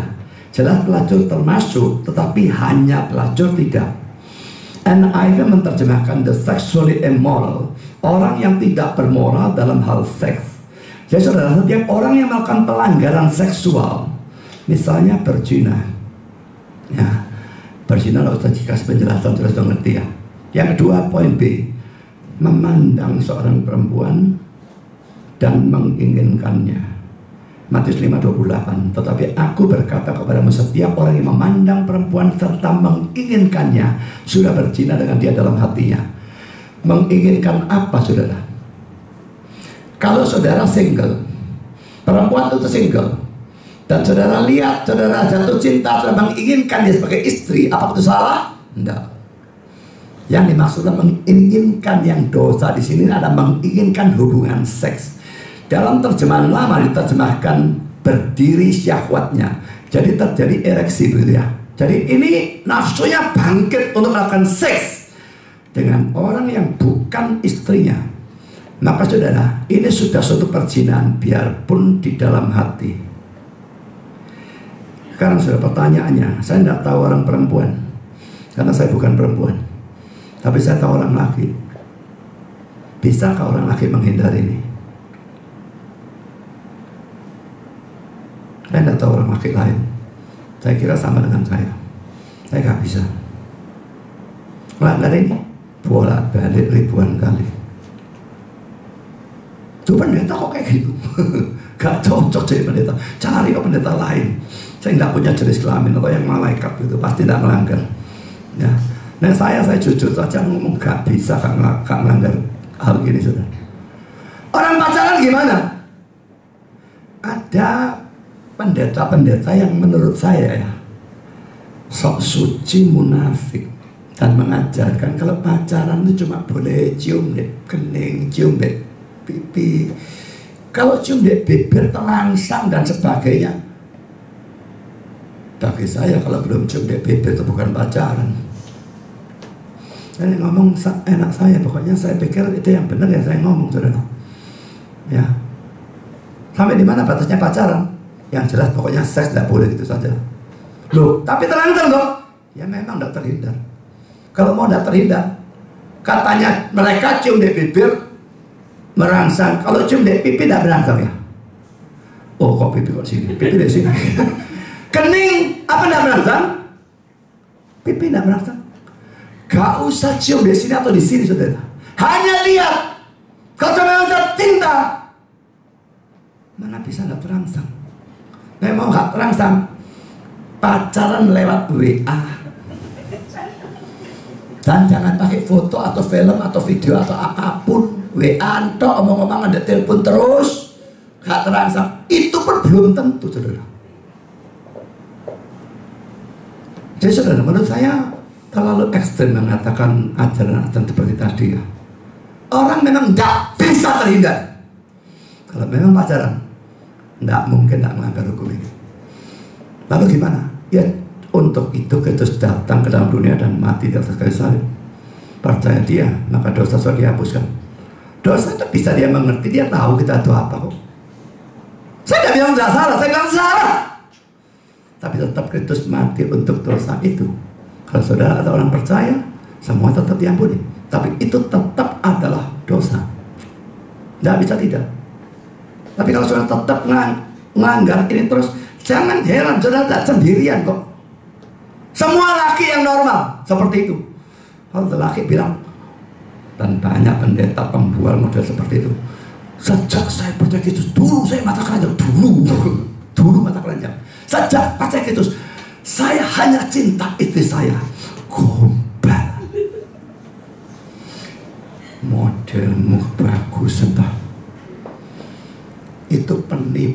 pendusta siapapun yang bicara model seperti itu.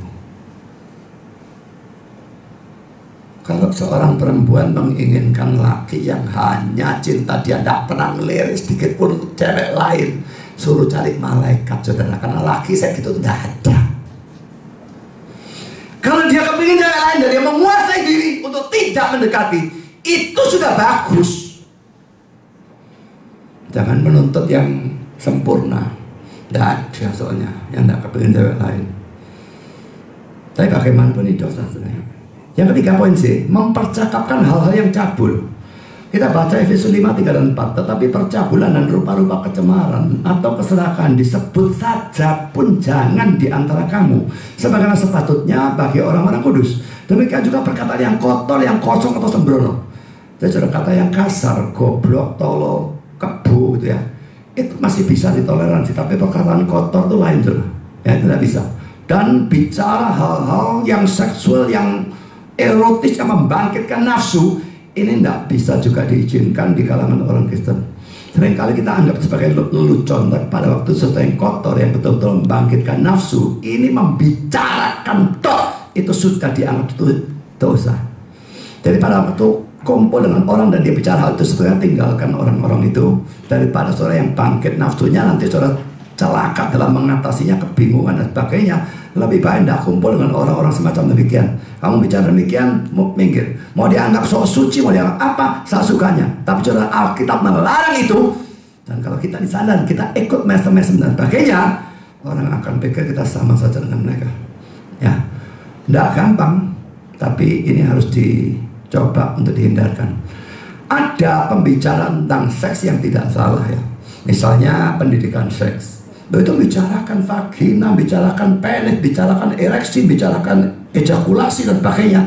Tapi membicarakannya secara medis dan memang untuk mendidik seks, nggak ada yang salah. Lain dengan membicarakan yang betul-betul bersifat atau berminat, bertujuan membangkitkan nafsu, itu beda. Jadi kita mesti bedakan. Orang bicaranya bicara apa? Saya sendiri dia pendeta, saya banyak bicara tentang seks dengan teman-teman saya. Saya mau ngerti orang dengan seks. Dan saya banyak bicara, saya tanya, dia cerita. Ada temannya pakai sabu-sabu, lalu bukan saya katanya bisa, wah rasanya kayak di surga. Dan dari situ saya tahu, oh orang-orang ini lakukan seperti ini. Kalau kita tidak tahu apa, tidak karuan juga. Jadi bicara demikian, pada waktu saya memang bicara untuk tahu, tapi bukan bermaksud lebih buruk dari itu, tidak ada masalah. Tapi pada waktu membicarakan memang untuk membangkitkan nafsu, ini tidak pada tempatnya. Sekarang poin D, saudara. Kawin enaknya, saya akan berikan 3 ayat, saudara ya. Saya tekankan kata seenaknya ya, bukan seadanya kawin cerai itu salah, tapi seenaknya ini yang jadi masalah, saudara ya. Mari kita lihat pertama Matius 5 ayat 32. Tetapi aku berkata kepadamu, setiap orang yang menceraikan istrinya, kecuali karena zina, yang menjadikan istrinya berzina. Dan siapa yang kawin dengan perempuan yang diceraikan, ia berbuat zina. Saudara, menceraikan istrinya, kalau bukan karena istrinya itu berzina, alasan lain apapun, gak cocok atau apapun, dan ini bukan hanya suami yang menceraikan istri, tapi juga istri menceraikan suami, sama saja berlaku. Pokoknya bukan karena zina, dia menjadikan pasangan yang diceraikan itu berzina. Artinya apa, saudara? Orang yang diceraikan itu karena dia sendirian, dia akan punya kecenderungan berzina. Kalau dia jatuh, orang yang menceraikan itu bertanggung jawab sebagian atas jatuhnya dia. Tidak berarti orang itu tidak salah, dia tetap salah juga. Tapi yang menceraikan ini bertanggung jawab. Jadi saudara, kalau bukan karena zina, cerai itu dilarang secara mutlak di dalam Kristen. Mau tidak dikasih uang kayak, mau digebukin, mau diapa, no. Saya ditanya orang, pokok tidak boleh cerai. Dikepuk gimana? Lapor ke polisi. Tapi cerai tidak bisa. Hanya kalau betul-betul zina, dan ini bukan cuma gosip, bukan cuma desas-desus, betul-betul zina, maka memang diizinkan untuk menceraikan. Ya. Dan bagian akhirnya siapa yang kawin dengan perempuan yang diceraikan, ia berbuat zina. Saudara, karena itu kalau orang mau menjodohkan orang ya, atau ada pasangan yang mau nikah dan minta saya memberkati. Saya pada waktu jodohkan hati-hati lah. Kalau jodohkan single dengan single tidak masalah. Tapi begitu salah satu tuh janda atau duda, kita mesti tanya dulu, kamu janda atau duda karena apa? Kalau karena pasangannya mati, gak masalah, jodohkan. Kalau cerai, nah cerainya karena apa? Cerainya karena pasangannya zina, dia boleh menikah, jodohkan. Tapi pastikan ini benar omongannya ya. Tapi kalau cerainya karena hal-hal yang lain, tidak boleh kawin. Jadi pada waktu orang tak datang pada saya minta diberkati, saya tanya, loh, kamu janda, kamu duda, jandanya kenapa? Cerainya kenapa? Ini duda kenapa? Cerai kenapa? Kalau memang dua-dua karena zina cerai, maka baru sah untuk dikawinkan. Ya. Tapi kalau enggak bisa. Jadi dalam Kristen cerai itu hanya satunya alasan ini, karena zina. Matius 19:9 ini mendukung sejalan dengan Matius 5:32. Tapi aku berkata kepadamu, barang siapa menceraikan istrinya kecuali karena zina, lalu kawin dengan perempuan lain, ia berbuat zina. Jadi saudara, kalau terjadi zina, pasangannya berhak cerai, berhak juga kawin lagi. Ajaib saudara.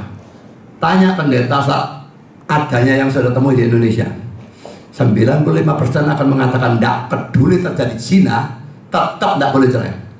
Tapi kalau sudah baca buku tafsiran, terbalik, 95% mengatakan boleh cerai, dan 95% dari 95% itu mengatakan boleh kawin lagi kalau pasangannya zina.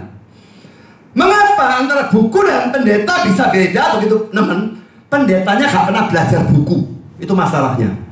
Kalau dia belajar buku, dia akan adanya sama dengan saya, mengatakan mutlak tidak boleh cerai, tidak peduli terjadi perzinahan. Itu omong kosong. Ayatnya jelas ada. Dia apakan ayat ini?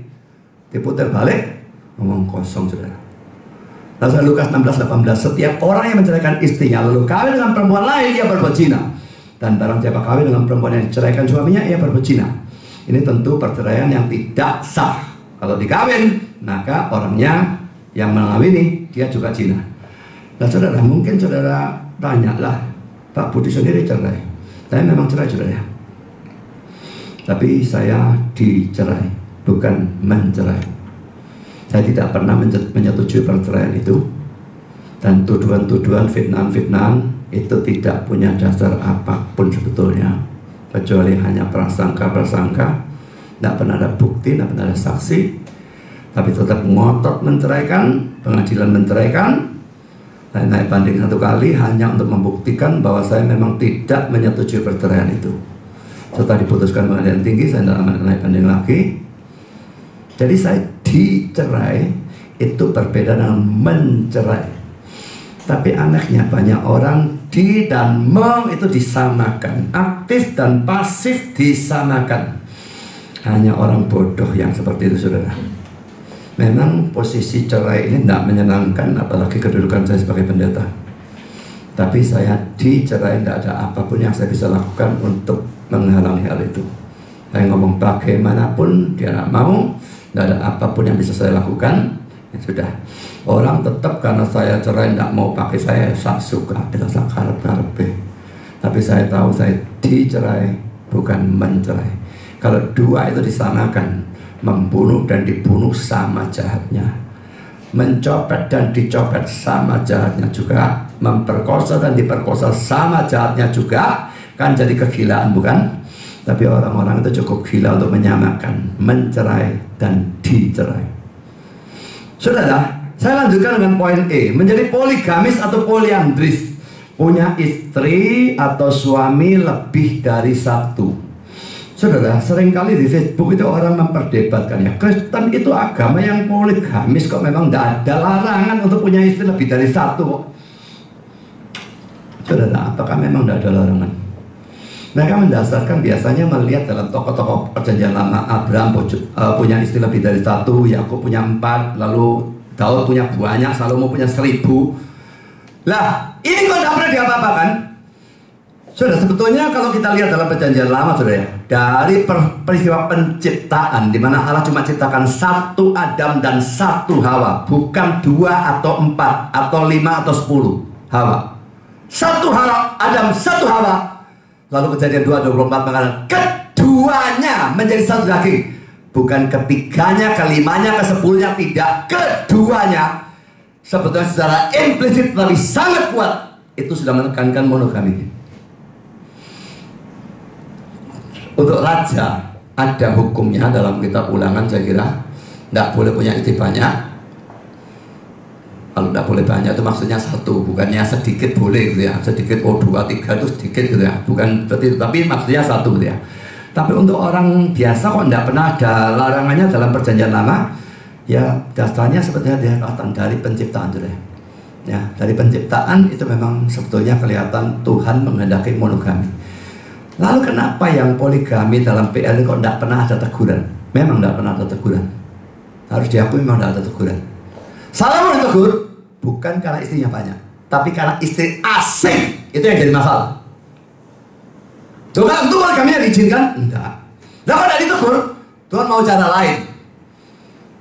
Poligami itu dalam tanda petik ditoleransi oleh Tuhan dalam zaman PL. Sebetulnya bahkan dalam zaman PB mungkin, tapi yang pasti zaman PL. Karena apa? Itu adalah dosa yang membudaya pada saat itu. Dua dosa saudara, perbudakan dan poligami. Begitu membudaya, mau dihapuskan total langsung itu tidak mungkin saudara. Tapi saudara, fakta bahwa Tuhan tidak senang orang poligami dalam Perjanjian Lama, biarpun tidak dinyatakan melalui teguran, dia nyatakan melalui hajaran. Tidak dinyatakan dalam Alkitab ini hajaran, tidak pernah. Tapi faktanya jelas menunjukkan diajar. Misalnya Abraham poligami ya. Lalu pada waktu gegeran antara Sarai dengan Hagar, Abraham apa enggak menderita? Lalu Ishak dengan Ismail, lalu ini harus diusir. Apa dia enggak menderita? Jelas menderita. Lalu misalnya dalam kasus Yakub poligami 4 ya. Lalu terjadi anak satu benci pada anak yang lain, lalu dijual dan sebagainya. Yusuf dijual. Kalau bukan saudara tiri anak dari mama yang berbeda, rasanya kemungkinan ini terjadinya kecil. Dan lalu si Ruben anak tertua incest dengan mama tirinya Bilha. Bagaimana rasanya jadi Yakub? Tidak menderita? Pasti menderita. Daud poligami, lalu anak yang satu memperkosa anak yang lain, anak yang satu membunuh anak yang lain, dan sebagainya. Semua yang poligami ada penderitaan karena dan berhubungan dengan poligami itu jelas menunjukkan itu hajaran Tuhan. Tapi dalam Perjanjian Baru saudara, ayatnya ada secara eksplisit bahwa poligami itu dilarang. Kita lihat saudara, Roma 7 ayat 2 dan 3. Sebab seorang istri terikat oleh hukum pada suaminya selama suaminya hidup. Lalu dijelaskan terikat hukum para suami itu apa? Akan tapi apabila suaminya mati, bebaslah ia dari hukum yang mengikatnya pada suaminya itu. Jadi selama suaminya itu hidup, ia dianggap berzina kalau ia menjadi istri laki-laki lain. Tapi jika suaminya telah mati, ia bebas dari hukum sehingga bukanlah berzina kalau ia menjadi istri laki-laki lain. Jadi saudara, hanya pada saat pasangan saya meninggal, dia bebas untuk menikah. Ini bukan hanya berlaku untuk istri, pasti berlaku untuk kedua jenis kelamin, kedua gender, ya. Jadi pokoknya pasangannya masih hidup, tidak boleh menikah lagi. Tapi kalau mati, maka boleh. Ada orang yang tanya, gimana pasangannya gila? Tidak boleh, ini bilang mati kok. Kok gila? Mau dia kecelakaan, koma, pokok belum mati, titik. Ini bilang mati, baru boleh. Belum mati, tidak boleh. Yang jadi masalah itu kalau seperti tentara Amerika yang hilang di perang Vietnam ya, missing in action, hilang gimana? Dia akan mati saudara. Lalu istrinya kawin lagi, bareng kawin lagi, suaminya ternyata masih hidup dan balik. Jadi masalah tidak karu-karuan. Kalau saya jadi pendetanya, saya tidak mau menikahkan orang yang pasangannya hilang. Tidak pasti mati kok. Tidak tahu, saya tidak mau tahu. Saya tidak akan mau menikahkan. Hanya kalau mati boleh. 1 Korintus 7 ayat 39, istri terikat selama suaminya hidup. Kalau suaminya telah meninggal, ia bebas untuk kawin dengan siapa saja yang dikehendakinya, asal orang itu adalah orang yang percaya. Jadi saudara, kalau mati, pasangannya, maka yang ditinggal ini bebas menikah lagi. Nah, karena dia Kristen harus menikah dengan sesama Kristen, itu saja ya. Tapi dia bebas untuk menikah lagi. Jadi saudara, pada waktu terlihat oleh saudara ada orang yang menikah untuk kedua kalinya, remarriage ya, kalau memang pasangannya meninggal dan dia menikah lagi, jangan mengecam dengan alasan apapun. Di fitnah saya saudara, ada seorang laki-laki, saya tidak mau bicara jelas, nanti saudara tahu orangnya tidak enak. Istrinya meninggal, tidak terlalu lama dia menikah lagi dengan seorang janda di gereja, di fitness juga. Saya nyoroti dari sudut laki ini, orang bilang, kok cepet sih, baru mati istrinya dia kawin lagi. Loh, yang larang siapa? Tuhan tidak bilang harus tunggu 1 tahun atau 10 tahun. Orang bisa sangat kesepian dan bisa butuh seksnya dan sebagainya, macam-macam hal yang memungkinkan dia sendirian, harus ada. Maka dia cepat menikah. Jangan mengecam seperti itu. Saya dulu mengecam pada waktu saya tidak mengerti. Mengecam siapa? Mengecam ayah saya sendiri. Ibu saya meninggal pada waktu saya umur 13 lebih. Dan bapak saya hanya dalam waktu 1 tahun menikah lagi dengan adiknya mama saya, adik kandung. Memang tidak pernah menikah. Dan waktu dia memberitahukan kepada kami 5 saudara, tidak ada satu yang setuju. Dan saya ingat saya menangis karena hal itu. Malu punya ayah yang kawin 2 kali. Setelah saya sekarang mengerti, saya menyesali tindakan itu. Mengapa saya tidak menyetujui dia kawin lagi? Alkitab tidak melarang, Tuhan tidak melarang, dan saya melarang. Siapakah saya? Tidak punya hak untuk melarang atau mengecam. Saya pernah ngajar di suatu sekolah teologi ya, tentang hal ini. Lalu setelah selesai kelasnya, seorang mahasiswa datang pada saya dan dia berkata, kakak saya suaminya mati dan dia mau kawin lagi, dan saya larang, kata dia. Apa hakmu melarang? Tuhan tidak melarang. Tapi ngotot terus sakarepmu lah. Ada orang yang memang ditunjukkan ayat, dia tidak tunduk pada ayat. Ya saya suka sakarepmu. Tapi saya katakan kepada dia, Tuhan tidak melarang. Siapa kamu maka kamu melarang? Kita tidak punya hak melarang orang, padahal Tuhan tidak melarang. Jadi kalau pasangan meninggal, dia mau menikah, biarlah dia menikah. Saudara, kita masuk dalam poin F. Punya pil, pria idaman lain, atau will, wanita idaman lain. Ya saudara, saya kira semuanya sudah jelas. Berapa poin ini termasuk dalam kelompok yang kelima, orang-orang sundal melanggar hukum yang ke-7. Saudara, mungkin sekali berzina enak, tapi saudara, kenikmatannya berapa lama sih? 5 menit, 10 menit, 15 menit. Ada orang yang ngaku bisa sampai 1 atau 2 jam, saya tidak tahu benar apa enggak. Kalaupun benar saudara, kenikmatan yang 2 jam itu harus dibayar nanti dengan penderitaan yang luar biasa hebatnya untuk selama-lamanya bertriliun-triliun zaman di neraka. Maka ingatlah itu setiap kali saudara mau melakukan perzinahan. Sekarang saudara, kita masuk dalam poin yang ke-6. Tukang-tukang sihir. NIV menerjemahkan those who practice magic arts. Art di sini jangan diartikan seni ya, tapi harus diartikan keahlian. Mereka yang mempraktekkan keahlian magic. Saudara, ini lagi bukan hanya menunjuk pada dukun, santet dan sebagainya. Ini mencakup banyak hal yang berhubungan dengan kuasa gelap atau yang lazim disebut okkultisme. Praktek apapun yang pokoknya berurusan, berhubungan dengan kuasa gelap. Dan ingat saudara, seringkali tidak gampang kelihatan ya. Pertama contohnya main tenaga dalam. Baik saudara main sendiri, latihan sendiri untuk diri sendiri, ataupun saudara disembuhkan oleh orang dengan menggunakan tenaga dalam. Maka saya menjadi medium dari kuasa gelapnya ini. So, tenaga dalam itu nonsense. Nonsense dalam arti Orang itu bisa latihan dan dari diri sendiri muncul dalam nonsense. Kadang-kadangnya ada, memang ya, tapi itu kuasa gelap. Buktinya bisa disalurkan pada orang lain tanpa latihan, saudara. Dan bukti lain, gaib. Orang yang latihan hanya bentar saja, beberapa minggu, besi dipukul patah, saudara. Itu tidak masuk akal. Dan semua yang gaib, ini rumusnya kalau urusan okultisme ya, semua yang gaib itu atau dari Tuhan atau dari setan. Dan saya tidak percaya seperti ini datang dari setan, dari Tuhan. Ini pasti dari setan. Tenaga dalam, saya tidak peduli orang-orang rekrut dokter-dokter mengatakan bahwa secara medis kita ngomong kosong semua, penipuan. Bagi saya itu jelas adalah okultisme dan Kristen dilarang.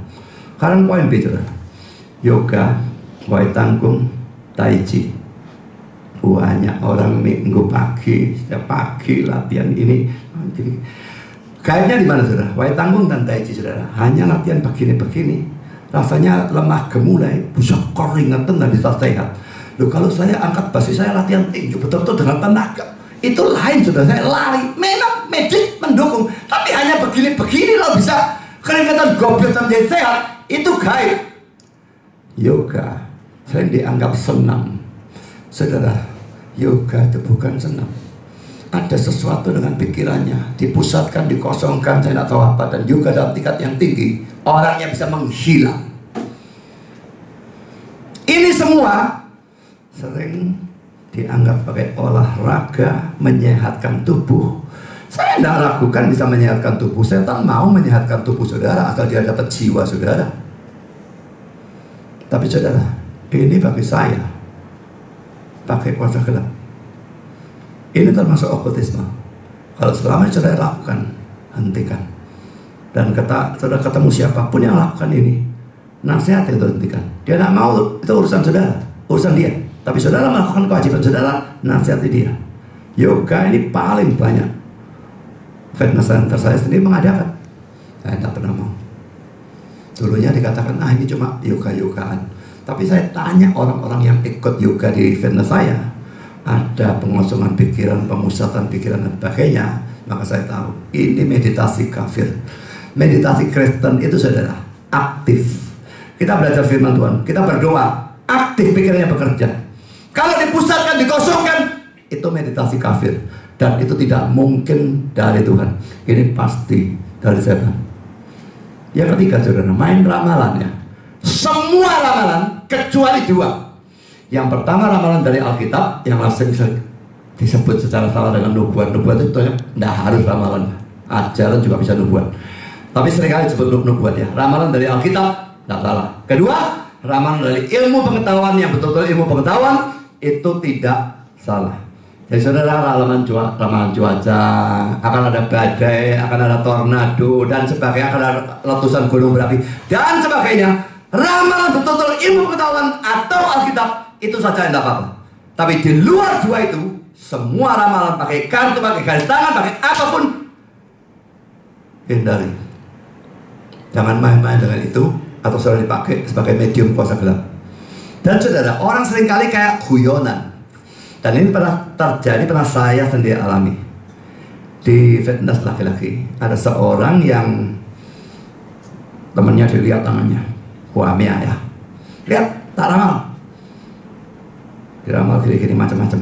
Beberapa orang mau, saya diminta tangan saya, gak, lu cuma guyon. Tak pendeli sama saya. Dan aku sudah bilang gak, kok macam-macam, tak mau antem ya, mulai saya macam-macam. Saya paling tidak senang di desa orang. Saya tidak mau, saya tidak mau. Dan belakangan saudara, terbukti benar, dia bukan guyonan. Mamanya memang seorang dukun atau peramal atau apa sejenisnya. Jadi dia bukan main-main. Saya serahkan tangan saya, pikirnya guyonan, ternyata bukan guyonan. Enggak. Jangan mau diramal oleh siapapun. Lalu saudara, poin D, permainan cucing atau jari langkungnya. Kalau cucing itu kalau di luar negeri pakai yang namanya Ouija board ya, papan dengan banyak huruf-huruf, nanti dengan penunjuk segitiga bisa indah sendiri, gerak dari huruf ke huruf membentuk suatu kalimat menjawab pertanyaan saudara. Cocing mirip, tapi pakai cocing pindah dari huruf satu ke huruf lain. Jalan sendiri saudara cocingnya. Jalan sendiri seketikanya. Menunjuk. Jangan pikir ini guyonan, ini betul-betul terjadi. Dan ayah saya sendiri pernah menceritakan dia pernah ikut permainan itu. Betul jalan, dia yang pegang cocingnya. Dia pikir yang lain yang gerakkan, ditekan sama dia. Yang sana bisa tahu, ini ada yang tekan, dilepaskan. Dilepas. Satu persatu tangan ini pergi, tinggal jari dia tok di atasnya cocing, dan cocingnya tetap jalan. Baru dia percaya, ini sungguhan. Tapi saudara, ini jelas bukan roh manusia. Tidak ada roh manusia bisa menjawab saudara. Setan yang pura-pura jadi roh manusia. Termasuk juga kalau panggil jahe langkung, bentuk keranjang, boneka, kasih baju, kasih tangan, bisa nulis. Saudara pikir itu guyonan, itu sungguh-sungguh saudara. Tetangga saya dulu main itu tiap hari. Dan kulinya orang Jawa tidak bisa huruf Tionghoa babar belas. Jahe langkungnya bisa nulis Cina. Tapi kan itu guyonan. Ini bukan guyonan tuh saudara. Menyamar jadi roh manusia. Mati kapan ditanya, kapan matinya di mana, dan pakai cerita macam-macam. Bohong semua tuh, setan tuh bapak segala dusta. Dia setan yang menyamar. Saudara, ini semua harus dihindari. Telepati itu bisa membaca pikirannya orang. Ya, jadi ini sesuatu yang juga bisa terjadi kalau orang bisa membaca pikiran seseorang yang lain. Ini pakai sesuatu yang ini kait atau Tuhan atau setan. Ini pasti dari setan, bukan dari Tuhan. Main dukun, main santet, main guna-guna, gendam, segala macam. Oh, gendam itu dapat duit banyak saudara. Tapi celakalah dia pada saat mati nanti ya. Dia mau berapa miliar, berapa triliun, dia harus bayar terus di neraka selama-lamanya. Lalu saudara, satu hal yang sangat perlu diwaspadai adalah hipnotis. Saudara, hati-hati dengan hipnotis ini ya. Karena kalau konselor kafir ya, saudara konseling ya, konselor kafir biasa menggunakan hipnotis. Pakai bandul, duk, suruh lihat, tahu sudah tidur dan mengingat masa lalu dan sebagainya. Ya apa pasti gaib saudara. Bagaimana kan di bandul bisa tidur dan bisa mengingat masa lalu? Nonsense saudara. Tapi yang celaka saudara, yang menggunakan hipnotis bukan cuma konselor kafir, tapi konselor Kristen. Dari satu sekolah teologi yang dianggap alkitabiah dan injili oleh orang pada umumnya, seorang mahasiswanya atau lulusannya bertemu dengan saya langsung. Dan pada waktu saya mengatakan hal ini, dia berkata, di sekolah saya semua pakai itu, hipnotis, dalam melakukan counseling.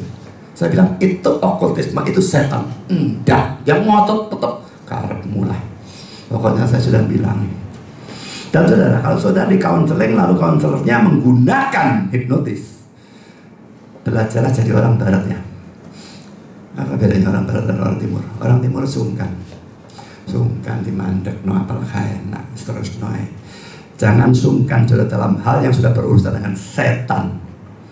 Bilang, kamu pakai okultisme, mandek.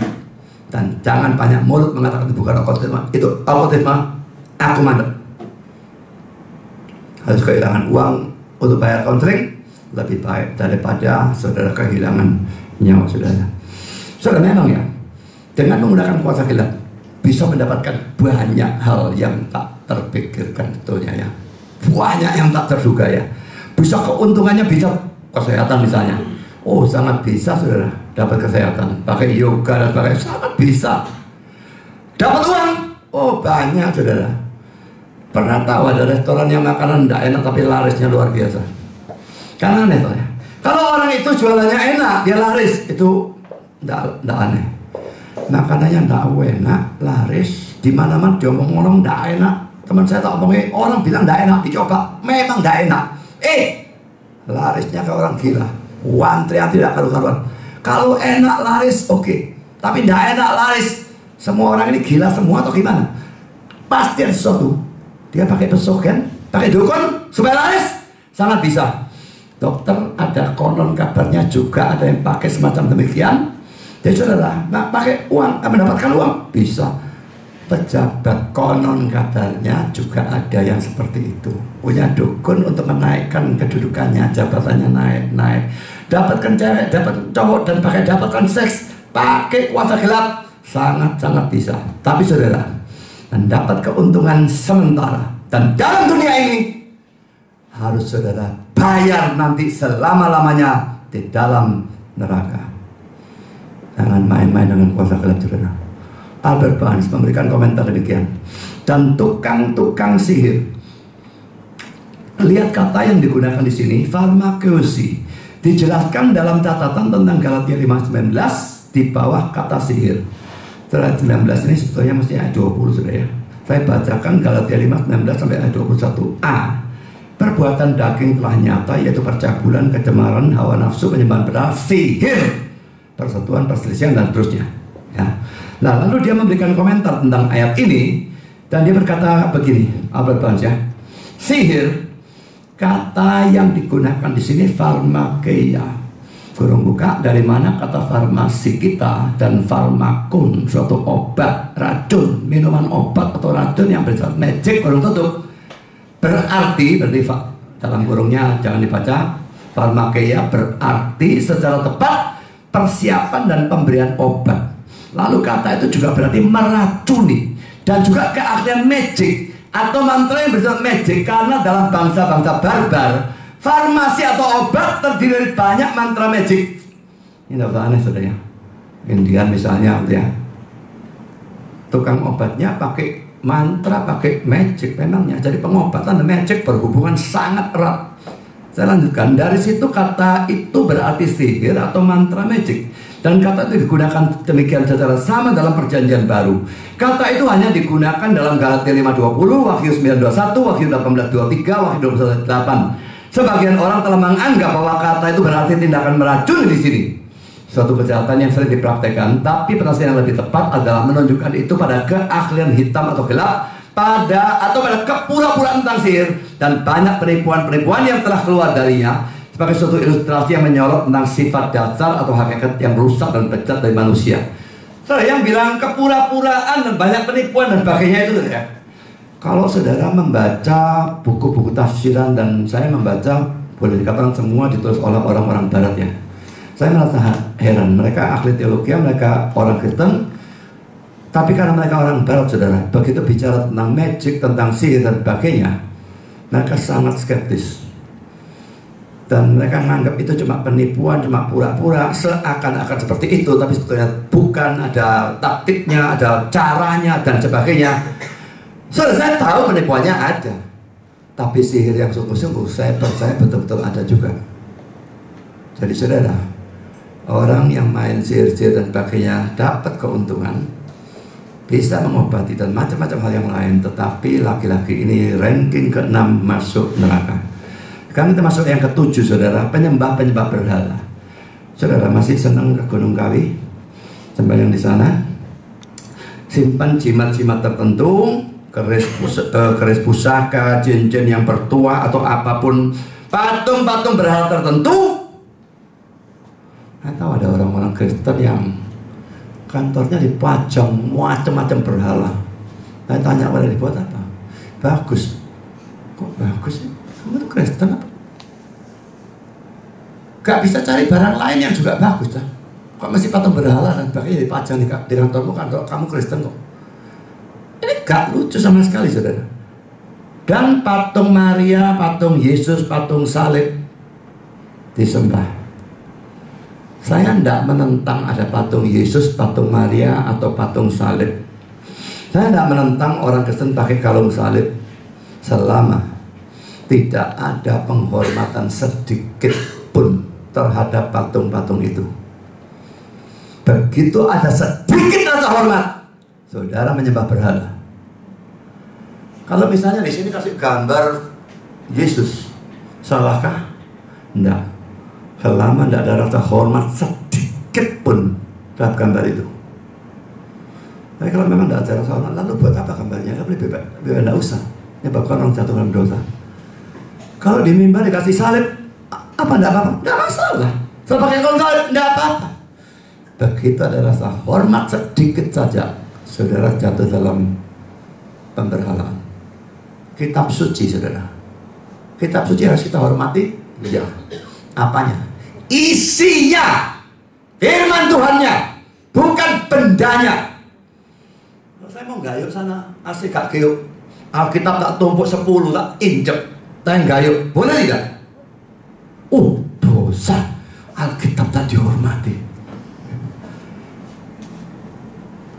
Saya pernah ditanya oleh seorang cewek, dan cewek itu keturunan Yahudi, saudara. Saya adakan PA, dan saya dikasih meja rendah segini, saudara. Mejanya sofa tuh ya. Nah, kayaknya saya berdiri, taruh mana? Saya waktu itu nggak pakai ginian ya, pakai buku catatan dan pakai Alkitab. Bawanya kan repot ya, pasti kasih mimbar gini enak ya. Sini kalau sini kalau sini. Ini enggak, mejanya segini. Nah, saya baca tulisannya, Alkitabnya tak tibok-nebok ini. Butuh Alkitabnya tak bawa lagi, tak angkat lagi, tak baca. Tak butuh lagi, tak blok. Dalam masa tanjab dia ngomong, Pak Budi, saya dibesarkan sebagai keturunan Yahudi, dibesarkan untuk mencintai Alkitab dan mencium Alkitab. Hati saya sakit ya, Bapak banting-banting itu Alkitab. Saya tidak mau mengalah terhadap yang seperti itu. Saya katakan, kamu harus menghormati Alkitab itu isinya, bukan bendanya. Kamu cium bendanya, kamu melakukan pemberhalaan terhadap kitab suci. Itu barangnya yang kamu hormati. Kamu yang salah, bukan saya. Kalau saya ngantuk malam tidak ada bantal, Alkitab tak kerja bantal, salah? Tidak ada yang salah dengan hal itu. Yang mengatakan salah, dia melakukan pemberhalaan terhadap Alkitab. Jadi saudara, ini banyak ya berhala macam-macam hal yang seperti itu. Orang sujud menyembah patung tetap gak ngaku kalau dia menyembah berhala. Banyak yang model demikian, tidak usah disebutkan namanya. Tapi bagi saya itu konyol, dusta yang mendustai diri sendiri. Sujud sama patung tapi tidak nyembah. Ya jelas nyembah, kelihatan fotonya nyembah, bisa ngomong tidak nyembah itu bagaimana? Dan dia bilang, lu patung mewakili sesuatu. Semua pemberhalaan begitu, mewakili sesuatu. Tuhan seperti itu. Adam Clarke berkata demikian, mereka yang memberikan jenis penyembahan atau penghormatan agamawi apapun kepada apapun kecuali Allah. Semua penyembah-penyembah patung adalah penyembah-penyembah berhala dalam setiap arti dari kata itu. Jadi saudara, jangan cari alasan. Kalau memang sembah berhala, memang sembah berhala, dan bertobatlah. Kalau tidak kepingin masuk ranking ke-7 yang masuk neraka di sini. Karena ranking ke-8 dan yang terakhir, semua pendusta. Saudara, tidak ada orang kecuali Yesus yang tidak pernah berdusta. Mungkin ada lagi bayi yang lahir terus mati, belum sempat berdusta, mati duluan, maka dia tidak pernah dusta. Tapi kalau dia cukup besar sampai bisa bicara sebagainya, saya tidak percaya ada orang yang tidak pernah dusta. Saya tergolong orang yang jujur, tapi saya tidak berani mengatakan saya tidak pernah berdusta. Berdusta bisa karena sungkan, bisa karena takut, bisa karena macam-macam alasan, bisa karena ingin dapat untung dan sebagainya. Tapi saudara, ini tetap adalah dosa. Dianggap dosa remeh. Ini belum tentu remeh. Ini membawa kita ke neraka, saudara. Kalau saudara berkata saudara tidak pernah berdusta, saya percaya kata-kata itu sendiri sudah merupakan dusta. Dan saudara ingat ya, dusta itu tidak peduli merugikan orang atau tidak. Dan apapun alasan saudara dalam dusta, itu tetap dusta, itu tetap dosa, dan itu membawa saudara ke neraka. Beda dengan bunuh tadi, ada perkecualian. Yang tidak dosa, dusta, tidak ada perkecualian. White lie, dusta putih atau dusta untuk kebaikan. Banyak orang katakan Rahab mendustai pengintai-pengintai Yerikho. Oh, orang Israel sudah lari ke sana, kejaran cepet-cepet, nanti kamu bisa dapat. Dusta dia. Dosa tidak? Dosa. Dia dipuji karena dia pro Israel, karena dia beriman pada Tuhan, dia menolong para pengintai. Dia tidak pernah dipuji karena dustanya, dan itu tetap adalah dosa. Jadi bagaimana? Kalau dia mestinya ngomong apa? Ya ada di sini, lelah mati. Siapa bilang mati? Tuhan tidak bisa nolong. Dia pikir dia bisa nolong dengan dustanya. Mestinya dia nolong semaksimal mungkin sebatas firman Tuhan mengizinkan. Begitu lewat firman Tuhan, jujur saja dan serahkan kepada Tuhan. Kalau Tuhan kehendaki mereka hidup, Tuhan punya cara untuk buat tetap hidup. Bukan kita berusaha dengan cara yang tidak alkitabiah lalu menolong orang supaya mereka tidak mati. Tidak bisa. Saya berikan komentar dari Adam Clark, saudara. Dan semua pendusta, setiap orang yang berbicara bertentangan dengan kebenaran pada waktu yang mengetahui kebenaran, dan bahkan dia yang mengatakan kebenaran dengan maksud untuk menipu, yaitu meyakinkan seseorang bahwa sesuatu adalah berbeda dengan apa itu sesungguhnya, dengan mengatakan hanya sebagian dari kebenaran, atau menekan atau memotong sebagian keadaan yang akan sudah membimbing pendengar pada suatu kesimpulan yang berbeda dan benar. Saudara, kita tahu kebenaran dan kita sampaikan yang tidak benar. Ini jelas dusta. Kalau main WA ini repot ya. Orang beritakan, waduh di-share banyak-banyak, tahu-tahu hoax. Lah itu kita nggak tahu kalau itu nggak benar. Itu pun kalau saya sudah kadung sebarkan dan lalu saya tahu itu hoax, tak ralat, itu hoax. Tapi saudara, pada waktu saya betul tahu bahwa itu tidak benar dan saya tetap memberitakan, jelas itu dusta.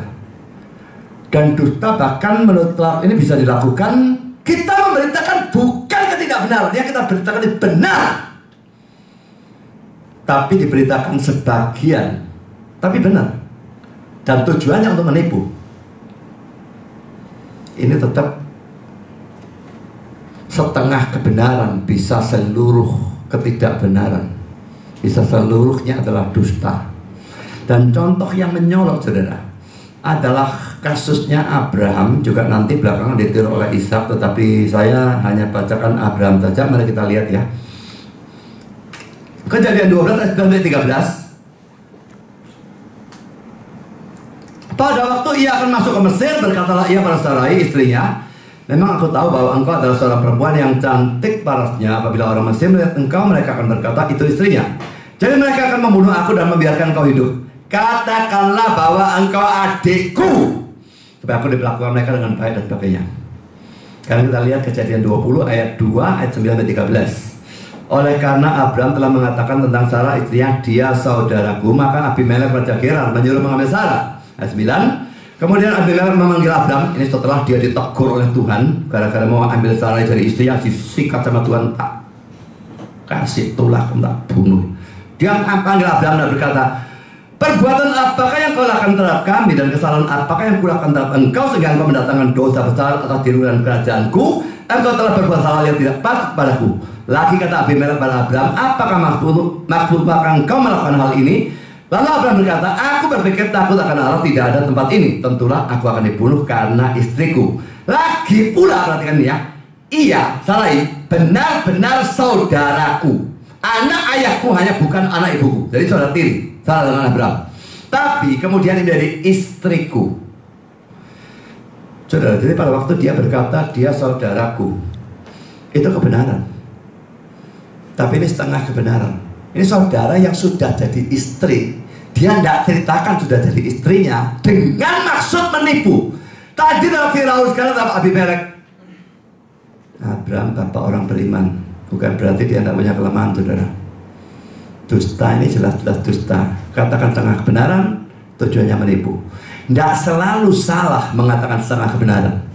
Samuel waktu mau mengurapi Daud, dia bilang pada Tuhan, Tuhan kalau aku pergi ke sana dan bilang mengurapi Daud, Saul akan bunuh aku. Tuhan bilang, beritahu mereka kamu datang untuk persembahkan korban. Memang dia persembahkan korban, tapi juga mengurapi Daud. Ini jangan beritahu kan, nggak usah beritahu. Setengah benar, Tuhan yang suruh. Kenapa tidak salah? Ini kok salah? Alasannya karena Saul orang yang tidak layak terima kebenaran. Jadi tidak usah diucapkan kebenaran seluruhnya. Kalau dua orang ini, saudara, adakah bukti bahwa Firaun dan Abimelek itu memang akan bunuh Abraham? Belum ada bukti apapun. Dia takut karena PDW kasarnya. Lalu berikan setengah kebenaran dengan maksud menipu, dan di situ jelas itu adalah salah. Dulu saya juga sering dusta model seperti itu, saudara. Kalau naik sepeda motor pergi luar kota, kan orang tua selalu khawatir kabur dan sebagainya. Dari satu hari pergi luar kota, pulang mampir rumahnya konco, baru pulang. Kurang tanya dari mana? Dari rumahnya konco. Benar, setengah kebenaran. Dari luar kotanya tidak dicerita. Dari rumah konco tak diamuk, saudara. Dari luar kota ngomong, waduh rame dah, gak karu-karuan. Jadi saudara, tapi apa boleh? Nggak bisa, dia orang tua punya hak untuk tahu. Nggak bisa dusta model semacam demikian, itu dusta tetap, biarpun mengatakan kebenaran. Al-Quran saudara, dan semua pendusta, semua orang yang menipu atau tidak benar dalam pernyataan-pernyataan mereka, janji-janji mereka, kontrak-kontrak mereka, kata itu mencakup semua yang menipu atau tidak benar terhadap Allah dan menipu atau tidak benar terhadap manusia. Saudara, pernyataan saya kira tidak usah persoalkan. Kontrak, nama saja buat kontrak, tapi lalu tepati sama saja. Janji, ini yang masalahnya. Janji ini banyak ya. Janji yang manis dan sebagainya. Janjinya orang pacaran, janjinya orang menikah, sampai maut memisahkan kita dan sebagainya, dilanggar habis-habisan oleh banyak sekali orang. Dan janji-janji yang lain, bahkan yang sepele saudara. Saya pernah janjian sama orang ketemu di satu tempat. Pada waktu itu ada handphone, saya tidak punya teleponnya dia, saya tidak tahu bagaimana kontak dia. Dan pada waktu harinya dan saatnya tiba, saya kok merasa orang ini tidak bakal datang. Tapi saya tidak peduli, saya janji untuk datang. Maka saya datang. Saya datang ke tempat itu janji jam 12, saya datang jam 12 kurang 2-3 menit. Dan saya tunggu sampai 12 lebih 5 menit, orang yang datang, saya sudah memenuhi janji saya pulang. Tapi saya tidak mau saya langgar janji saya. Dia melanggar, itu urusan dia. Saya langgar, saya yang dosa. Jadi saudara, janji ini janji remeh, janji ketemu, janji apa, janji telepon. Yang paling banyak janji telepon. Buencet no. Dulu kalau saya ditelepon orang mau minta pelayanan dan sebagainya, saya sedang belajar, saya tidak mau terima. Suruh telepon nanti jam 12. Janji dia telepon jam 12. Tak tunggu jam 12. Kak telepon, kak kutu ngamu. Banyak orang tanya 5 menit akhirnya telepon lagi, tak telepon 5 menit lagi. Saudara, janji yang sepele kelihatannya, tapi saudara melanggar janji itu dusta. Nah, Ananias dan Safira ini dalam Kisah Rasul 5-3 ini jelas ya. Kesalahan mereka itu bukan jual rumah lalu menahan sebagian. Seluruhnya tetap milik mereka kok. Menahan sebagian, menahan semua, tidak masalah. Yang masalah adalah mereka memberikan sebagian dan mereka ngaku memberikan semua. Untuk dapat apa? Dapat nama tentu saja. Wih, seluruhnya hasil penjualan rumah dikasihkan Tuhan. Hebat. Ternyata cuma sebagian yang diserahkan. Dan mereka dihukum mati. Mendustai manusia, para rasul di sini dianggap sama mendustai Allah sendiri. Dan mereka dijatuhi hukuman mati. Dan ada orang yang tidak pernah dusta, saya katakan, kecuali Yesus. Jadi sebetulnya kita semua tercakup dalam kelompok yang ke-8 ini. Pada waktu semua 8 kelompok digabungkan, tidak akan ada orang yang terkecuali. Jadi saudara, seharusnya semua orang, saudara saya termasuk, harusnya masuk neraka dan dihukum selama-lamanya di sana. Nah, sekarang saudara, seharusnya khotbah ini sudah berhenti di sini, stasiun ini. Cuma teori khotbah berseri yang benar menyatakan bahwa satu potongan khotbah tidak boleh diberikan tanpa memberikan jalan keluar. Kalau saya cuma khotbah ini mandang amin, minggu depan dilanjutkan saudara. Dia sudah datang lagi minggu depan, barang tidak datang, masuk neraka, masuk neraka, masuk neraka, mati aku, mati aku, mati aku. Saya tidak memberikan jalan keluar, tidak boleh saudara. Jalan keluar itu sebetulnya belum waktunya diberikan di sini, tapi tidak peduli saya dengan teori khotbah dan sebagainya, harus ada jalan keluar. Biarpun singkat, saya harus berikan. Memang saudara, kita semua harusnya masuk neraka. Tapi saudara, ada solusi singkat yang akan saya berikan. Yesus telah memikul hukuman neraka itu bagi kita yang percaya. Dan karena itu kalau kita percaya, kita tidak akan masuk neraka, tetapi masuk ke surga.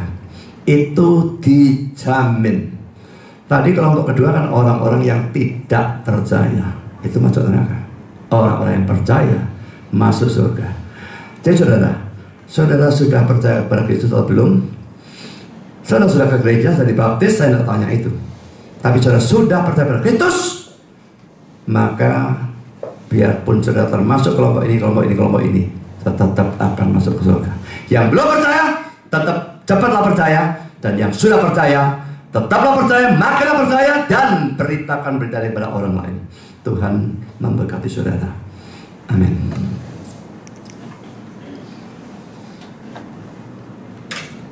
Mari kita berdoa. Bapa di surga, terima kasih Kau telah pimpin serta berkati kami dalam sepanjang acara firman. Kami sadar neraka memang ada. Kami sadar kami orang berdosa dan memang seharusnya masuk neraka. Kami bersyukur dan memuji Engkau karena Engkau telah serahkan Kristus datang dalam dunia menjadi manusia, menderita, mati, memikul hukuman dosa kami. Sehingga sekarang kami yang percaya, tak peduli kami masuk salah satu atau semua kelompok 8 tadi, kami tetap akan diampuni dan masuk surga. Yang belum percaya, tolong Tuhan untuk bisa percaya dan diselamatkan. Yang sudah percaya, tolong untuk memberitakan kepada lebih banyak orang, supaya lebih banyak orang lagi bisa diselamatkan.